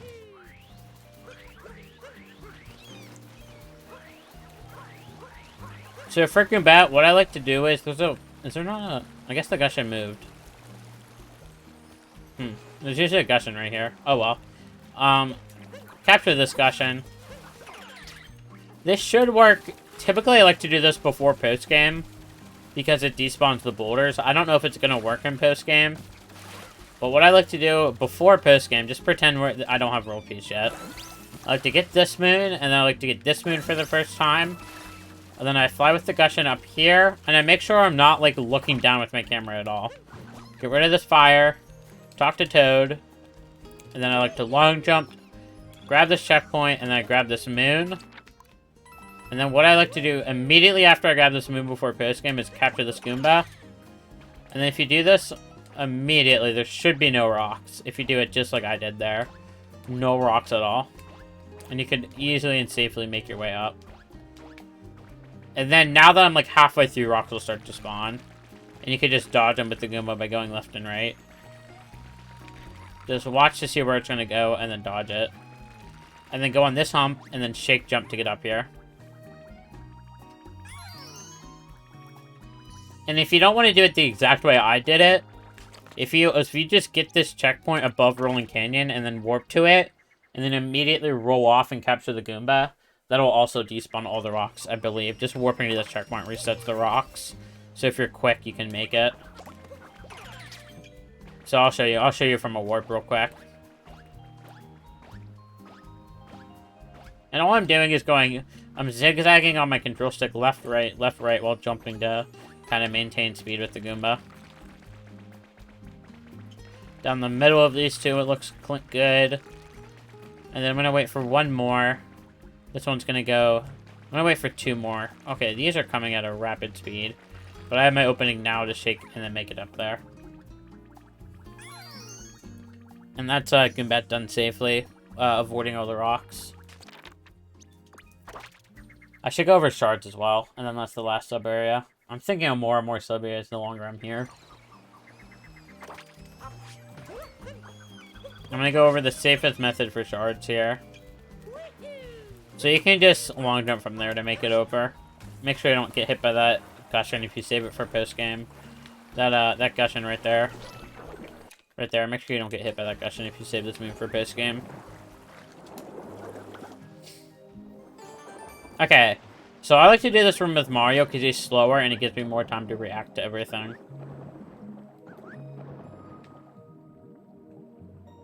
Okay, so I'm gonna land on this air dispenser here, this bubble dispenser.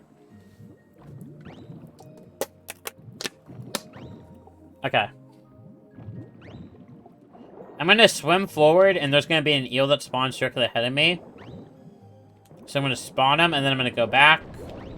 And then once he's fully up, I do 2 fast swims just like that with Mario to make it over to this, first shard. I spawn the eel, I go back, and then as soon as he's fully erect... that's a bad word. I don't know what word. As soon as he's fully grown, maybe. I don't know. I swim. And then I'm going to spawn this eel right here in front of me, and then as soon as he's fully grown, I'm going to swim back. 2 swims again to make it back. Make it right here. Land on this. And then there's going to be no eels that spawn here, so just do a swim and hug this wall. Hug this wall the entire time, and then grab the shard. Hug this wall, And then from here, I like to do a ground pound jump with Mario, and then 1 fast swim to make it back. And then there's going to be 2 eels here, directly ahead of me. 1 to the left, pretty much right there, and then 1 to the right, pretty much right there. So we're going to spawn both of them. So left, right, and those are not the 2 I want to spawn. If you spawn the wrong 2, just head back. Head back and reset. So left, that's those 2 right there. Left, right, those are the 2 I want to spawn. grab the shard, and then quickly make your way by mashing the B button up to this shard. And then from here, ground pound, jump to swim, whatever, and then just swim over. 2, 3, 4 fast swims should get you over to this platform. And then grab the shard to spawn the moon. And then from here to grab the moon, there's going to be a light beam right there. As long as you're underneath the light beam, you're completely safe. So 2 fast swims just like that to swim underneath the light beam. And then you're aligned with the moon to do 2 ground pounds. And that is everything in Seaside. All the hard stuff in Seaside. Explained Damageless.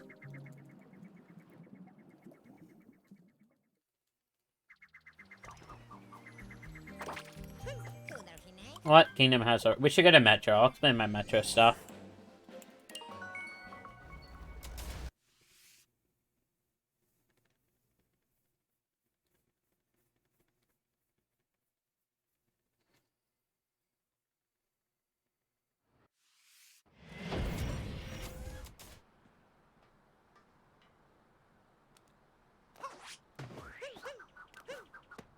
Okay.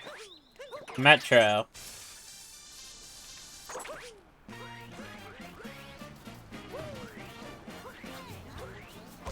Bonk.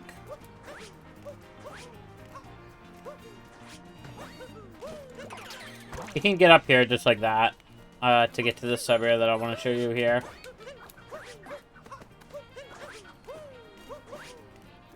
And then just something like this. I'm just trying to get to this moon pipe right here. Okay, enter this moon pipe. Okay, this is a pretty scary room, but we're gonna do it safely here. So we're just gonna jump and cap throw to land on this first one. It doesn't matter what rotation these platforms are in, as long as you jump and cap throw, you can land on them pretty safely.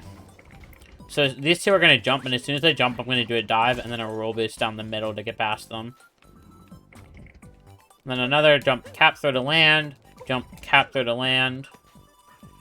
And then my visual cue, I have a visual cue for this. The hammers will not fly. You see that hammer broke right there? They will not fly past this little 6 dots right here. So I want to stay behind that. I want to stay like right here-ish. And I should be completely safe.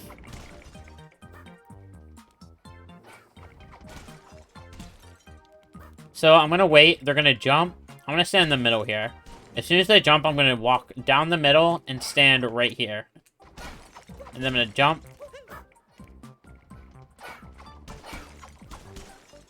Wait here.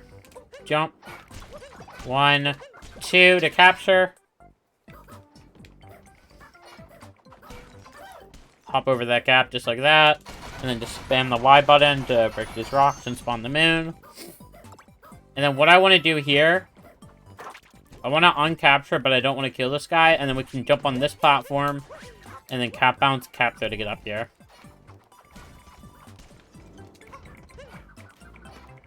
Okay, I'm going to stay in the middle-ish of this platform so I don't get hit. They're going to jump. As soon as they jump, I'm going to walk and then long jump. Walk to the edge of this platform and then long jump. Right as they jump. 1, 2, and then they pause and then jump. And that's my cue to long jump, cap bounce, cap throw dive. Just like that. Nice and safe.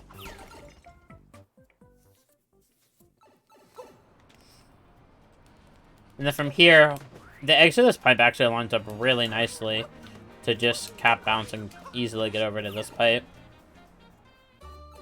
Okay, so for this first bit of this timer, this first P-switch, get on this scooter and then don't touch the stick and press Y. Completely neutral, stick here and press Y. And then jump over this one, and this will line us up perfectly to dodge this bullet. And then you could capture the tank, and then uncapture ground pound to kill him. Okay, jump on this the scooter again. Line yourself up with the P-switch, and then run over it. Jump, jump, jump, jump, jump. This is just jumping. All I'm doing is jumping over everything with the scooter. I'm just doing jumps there. And then same thing again. I'm just literally doing this moon the intended way, pretty much. This moon is not very fun. Jump over. These bullets can be quite an issue. This room is not fun. I don't really have a great strategy. Down the middle of these two seems to work. You can run into those guys to kill them, I guess that's the thing to note. But this room's just kind of... I think you just gotta kind of do that room the intended way, because the moon... If you take too long, the moon on those crumbling platforms does despawn. So yeah. I don't really have too much to say on that room. Just do it the intended way and try to dodge the bullets, and that's pretty much it.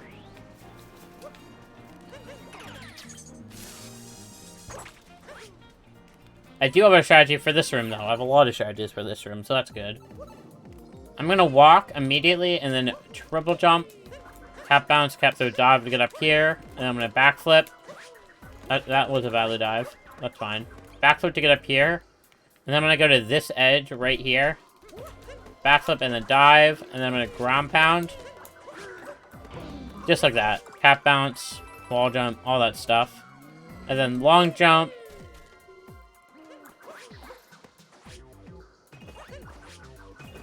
And then just ground pound to spawn the moon, eventually it'll spawn. That's that room. That room isn't too bad. Just kind of copy the movement I did there. That's what I would say. The main thing is to do the backflip I did there. Seems to work pretty safely.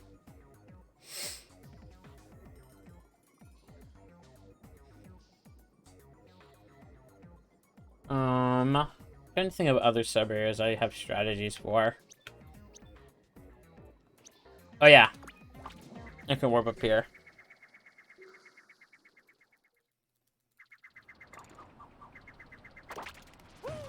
Oh hi, the Shiver didn't spawn now, I guess. I guess if you wait till post-game, you could get this thing and then fling with a shake. And that'll be a pretty safe way to get over to this rocket if you save it till post-game. Otherwise, you can just wall off the edge. And that's, I think, pretty safe way of getting here. Okay, what I like to do for this room is I like to do it backwards. And I will show you exactly what I mean. I like to get on this little lip here. Nice and safely. Barely edge the stick to get up. Barely push the stick. Get on the edge, ground pound, cap bounce, cap throw, dive, and you'll barely make that jump right there. And then from here, what I like to do is I like to do a dive into a... My momentum got killed. You kind of want to avoid this lip right here, because it guts your momentum. So you want to dive over it like that. And then 1, 2, 3, triple jump, cap bounce, and then grab that. A cap bounce, triple jump, cap bounce will, and then just falling will make you grab that automatically. Now this jump right here is a little bit tight, but what you want to do is you want to do a triple jump. And then delay your cap bounce to the peak. And then, oh, that was a valley dive. Thanks, game. 1, 2, 3. Delay, neutral bounce, cap throw dive to get up here. And then just dive onto this pole. Then do that. Wall jump, that works too. To grab this, and then that's this moon. I think it's safer because you're minimizing the pull usage, and the pulls in this game are super awkward.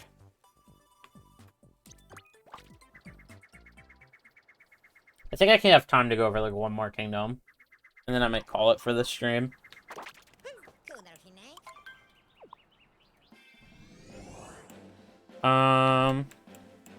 I've gone over most every kingdom so far, I think. We can go over Cloud. There's only one sub-area in Cloud of note.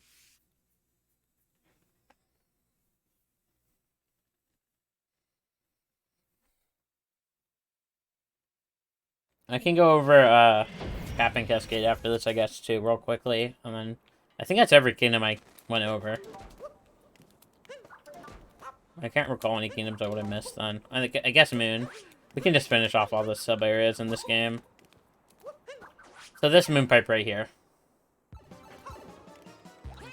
Enter this pipe. As the Goombas are walking away, that's when I'm going to jump down. Then they're going to walk towards me. And I'm going to jump over them like that, right as they're walking towards me with a sprint jump. This part, I'm just going to wait for this bullet, and then jump over, head down here, jump over this bullet, wait for till there's no bullets here, and then drop down, jump over the bullets. So as soon as these guys walk away, I'm going to do a sprint jump over both. So this first one's gonna hit the block, and as soon as he does, I'm gonna do a sprint. Okay, that doesn't make it. What is my Q here again? Hold on. What's my Q? This part is the hardest jump of the whole room. Let me die. This room's hard. Ugh, I forget my Q. It's been a while since I've seen some of these rooms, so give me a minute to de-rust a little bit. Rays are coming here, actually. Yeah, that's better. You can make it all the way there. Rays are walking towards you. That's better. You can wait for this bill and then jump over it. Hit down here whenever there's no bullets. Jump over these two. Wait for there to be no bullets in your path, then jump over. And then we're back. You can act, whenever they're walking away, you can just drop down. And then jump in between and then jump over. That works too, that works. Just as well. Wait for this Koopa to be pretty far away and then just bop him twice.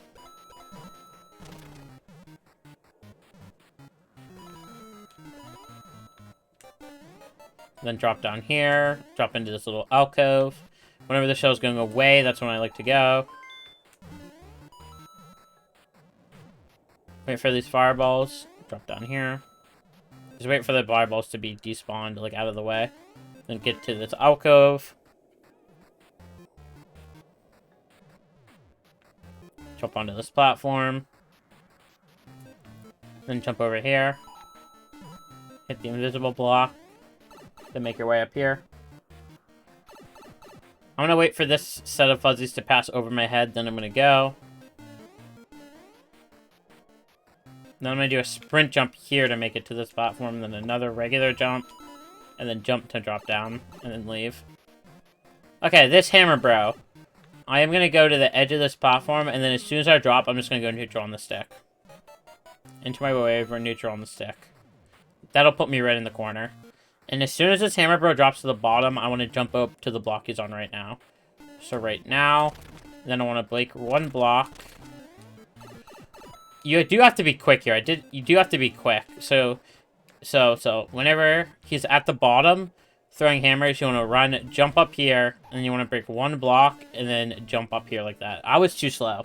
There was the issue. And you want to grab the last shard, just like that. You do have to be quick. If you're not quick, he's going to jump back up, and you're going to take a hit. And then you want to jump over the hammers, he's going to throw back into the pipe. I can go over this room one more time. I have to die. You know what? It's fine. We're gonna move on. I don't have all the time in the world right now. I just want to finish off the kingdoms.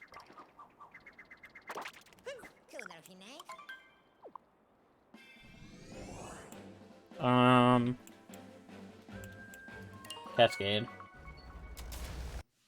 I'm just gonna go over the two moon pipes here. Well, we'll go over everything I think is risky. I think I'm gonna skip the dino room because it's pretty self-explanatory.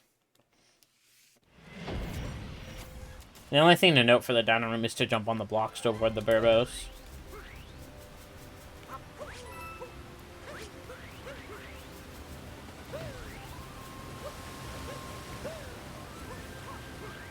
Okay, this moon pipe right here. Pull this lever immediately. I'm gonna wait a cycle. So we want to walk across whenever the wind is not blowing. Okay, now walk. And then as soon as I get to this bit right here, I will note there are two different color shades. So this one, the wind doesn't push you. The regular yellow, it does. So I'm going to get on this bit and then ground pound and then cap bounce to get up to here. And then from here, I'm going to do a cap bounce and do a wall jump. And then a cap throw to land up here. Long jump, and then just drop down regularly. Kill the burbos off. They will respawn, so kill them off and then immediately go. Throw Cappy to hit the lever. Wait for the wind to be gone and then go.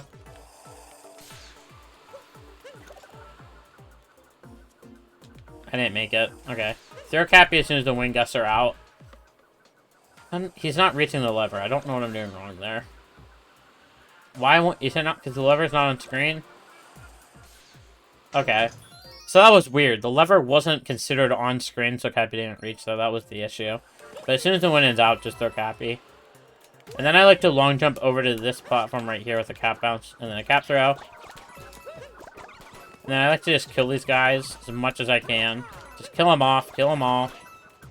And then make your way up to this little platform right here.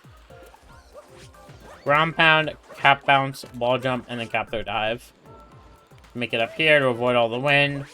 Cap bounce. And then just a long jump. Just like that. Nice and easy.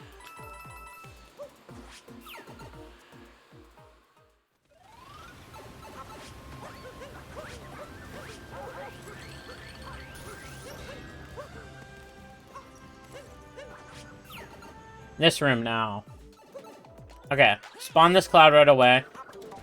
And then jump, cap throw dive to make it onto this platform. And then jump, cap throw dive. Spawn this cloud, and then spawn this cloud. You don't really need the third. I mean, you can if you want. And then jump like that. Now, the difference between these two rooms are these Burbos, once killed, will not respawn. So, yeah. Hit these cloud blocks. Hit both of these. And then I like to get up to this one, and then ground pound, cap bounce, cap stall, and then cap throw dive to make it up here. And then you can spawn both of these. To safely make it over here. And then I like to stand directly in front of these guys and cap throw to kill them off. Make sure you're far enough away so they don't jump on you. And then cap throw to make it here. You can ground pound these cap blocks to extend their timer. So I'm going to wait for this to just about expire. And then ground pound extends it. It restarts the timer. So ground pound and then jump over to this platform. Throw cappy to home in. And then you can cap throw and then ground pound to restart the timer. And then jump over to this platform. Throw cappy to home in. Throw cappy and then home in, I mean. And then you can do a ground pound jump, cap throw, cap bounce, cap throw dive. Nice and easy.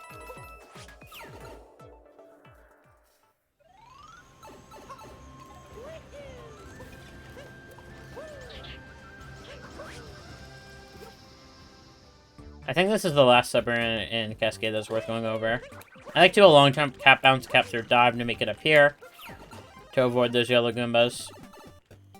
And then this guy, I'm going to wait for this guy to walk into the block and then come back towards me. And then I like to hit him twice to get him rolling around in the shell.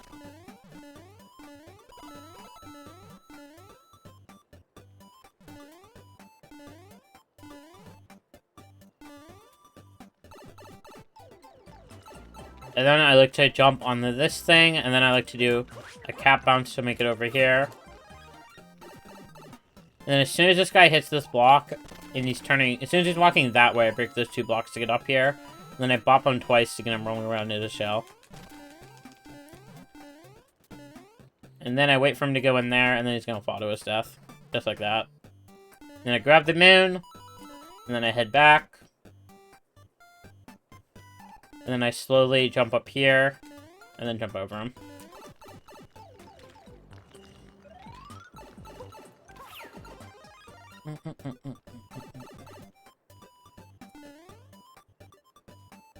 And I like to jump on these three platforms just like this and make it up there just like that. I wait till the platform's at the peak, and then I jump across the three to grab those purples right there. And I take the pipe back, and then grab the moon.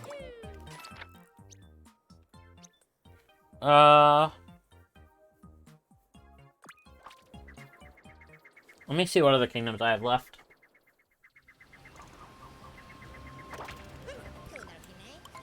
Camera's always glitchy right there. Is it just Cap and Moon?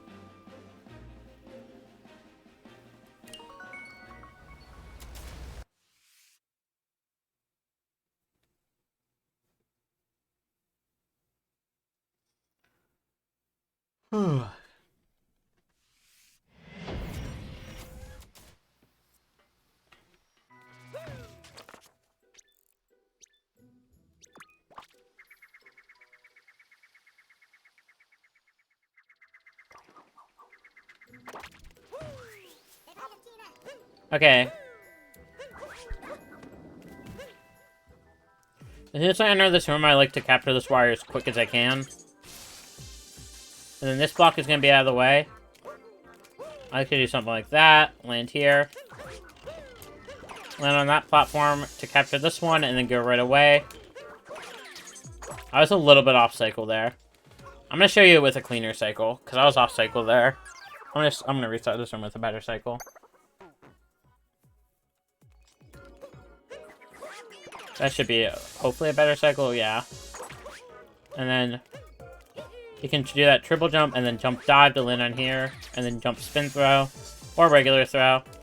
Then I do a triple jump with a cap throw to capture that wire right there. Crap to get those 3 purples, and then I cap throw to the right there to capture that wire.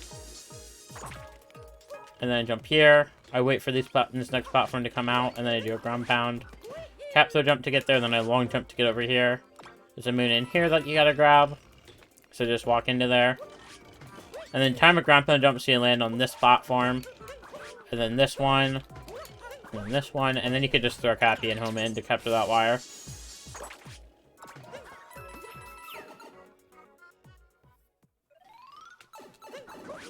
Now, I will mention these 2 rooms I'm going to go over right now. That one and this one. If you come back to Cap after Sand Kingdom instead of going to Lake or Wooded, you can do these rooms before Piss Game. That's how you can do them before Piss Game.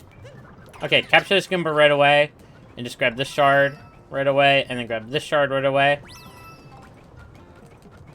Wait for this big wave to pass. And then as soon as the big wave, that huge wave passes, grab this one quickly and then fly back up.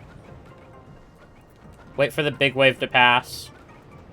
And then drop down and grab this one before the mini wave passes.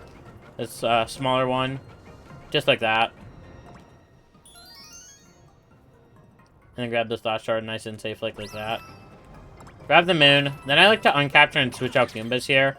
I don't know, it might just be a preference thing. But that's probably the safest bet. Your best bet. Okay, I timed my shake wrong, but you want to wait for the big wave that that covers this full wall to go, and then you go in there.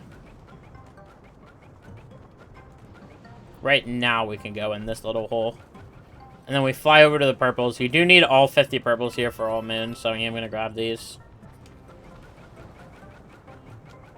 And you fly here. And then just safely climb these stairs with the Goomba. Okay, just moon left now. I think those are the only 2 rooms worth going over for this game room.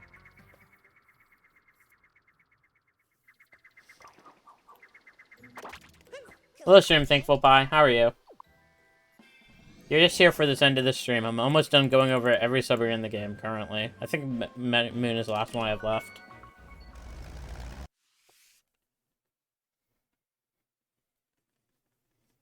I'm just going through all the sub-areas in the game right now, explaining how to do them all safely without damage.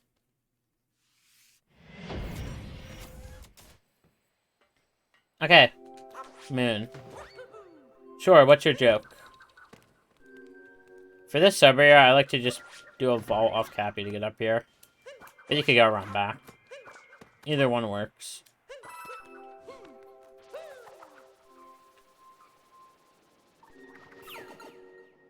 Good joke.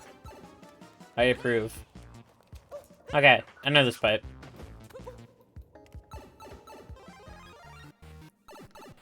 Okay, I'm just gonna jump over to this one just like that. Jump over to this moon. And I'm gonna wait for this platform to come back.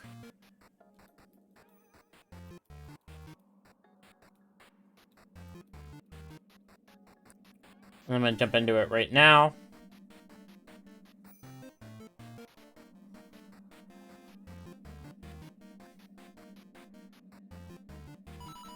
Then I'm gonna wait for it to stop and then jump into it, jump into this dark area, and then jump to this moon. Then jump into this moon just like that. Nice and safe, like. And then for this bit, I want to jump to this lower platform. And then I want to do a run jump with Mario to get a lot of height to make it over to this bit right here. So I can jump up to this moon. And then if you wait till right here, this will become on screen again, and you want to land right here. And then you want to wait for this moon to pass so you don't get sucked back up into it. And then you can do a big jump and land right here. That way you can avoid that Koopa entirely. Avoid landing on him. Then just walk over him, and then run into the moon. Just like that. Beautiful.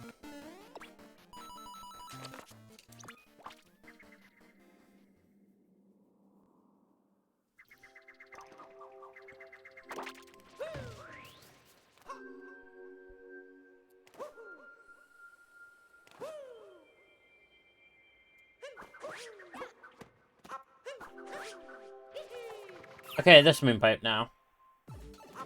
I like to... You can do a ground pound and then a dive to make it up here.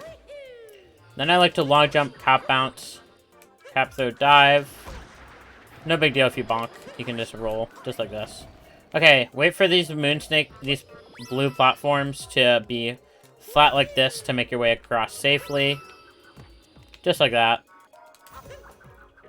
And then I want to get on top of this blue platform directly ahead of me. So I'm going to do that like this. With a cap bounce, cap throw, just like that. And then wall jump to get on top of it. And then what I want to do from here is I'm going to use some advanced tech in this. This is more of an advanced strategy. I want to do a long jump, cap bounce. And I'm going to throw Cappy, shake the controller, and then press A to home him in. To get that rainbow spin there, to get enough height to just wall jump off this platform. And avoid that squid entirely. And then from here, you just need to do a long jump, cap bounce, dive, long jump, cap throw, land on the moon. Perfect. Okay, Moon Cave is the last thing I have to go over, and then I think I went through all the sub-areas in the game. This is the wrong checkpoint. Can I even make it back there? I think I can. Perfect. Oh, good bonk.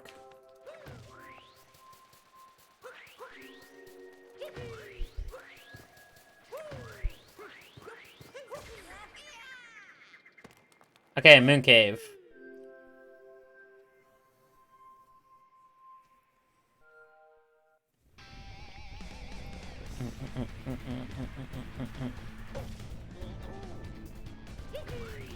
Okay, I like to throw Cappy to get rid of this torch.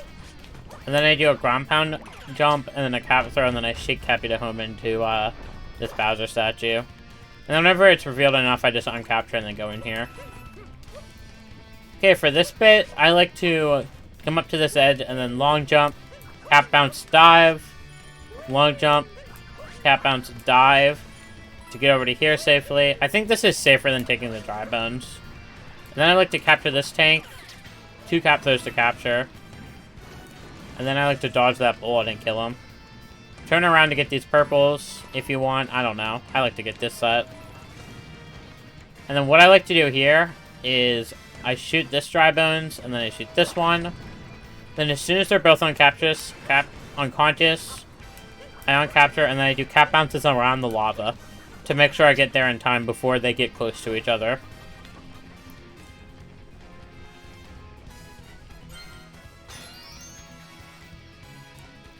Hit the key, and then shake to get back up here.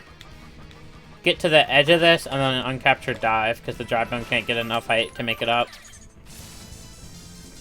Capture this wire to get up here. Round pound this button, and then walk onto this platform. This guy's going to jump back to the right now. Whenever he does, I want to have Cappy waiting for him. Cap throw twice to capture him. And then just spam Y and you'll be completely safe. From that hammer bridge, spam Y. Land on the platform and then spam Y again.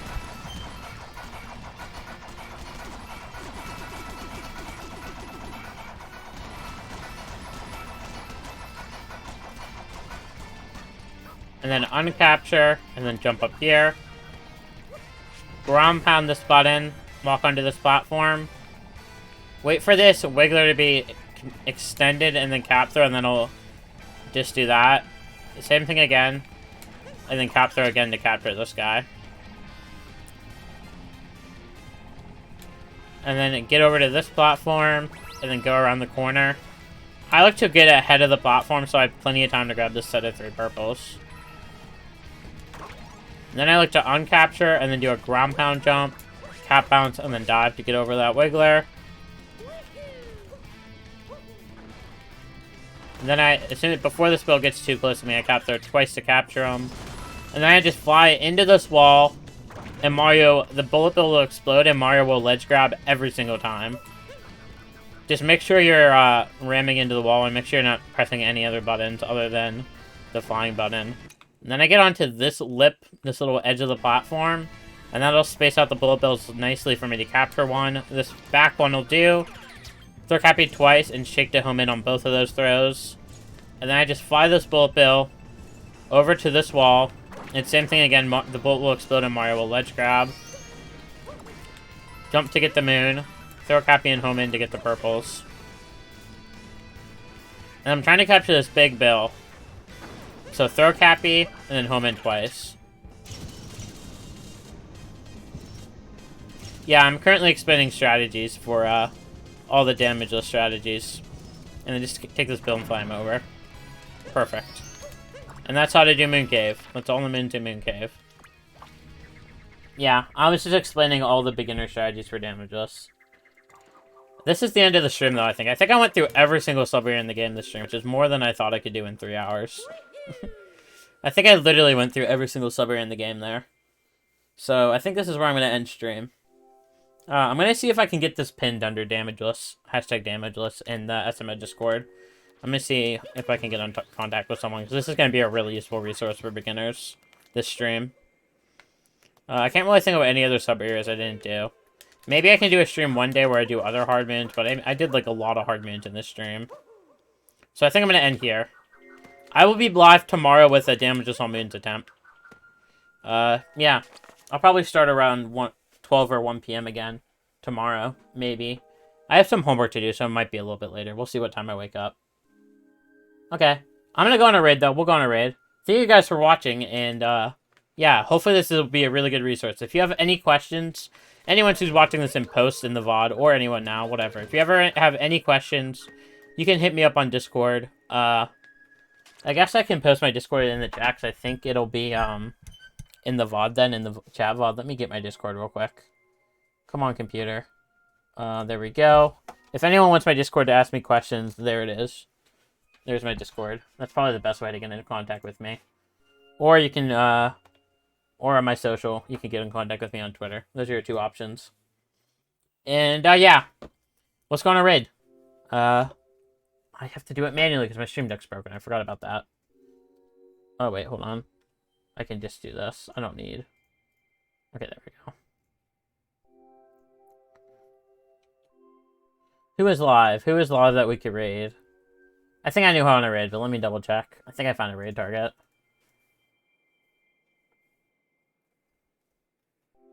Yeah, we're gonna raid Platycoin. She is streaming 13 captures. The 13 capture speedrun for tourney practice, it looks like. Yeah, go show Platy some love. Go show Lindsay some love. I guess that my socials does have my Discord server, that is true. So you can join my Discord if you want to get in contact with me that way. On the stream, Corey. Okay, we're gonna raid Lindsay. Go show him some love. Go show her some love. And I will be back tomorrow with more Damageless. See you guys then. Have a great rest of your day. Yeah. Goodbye.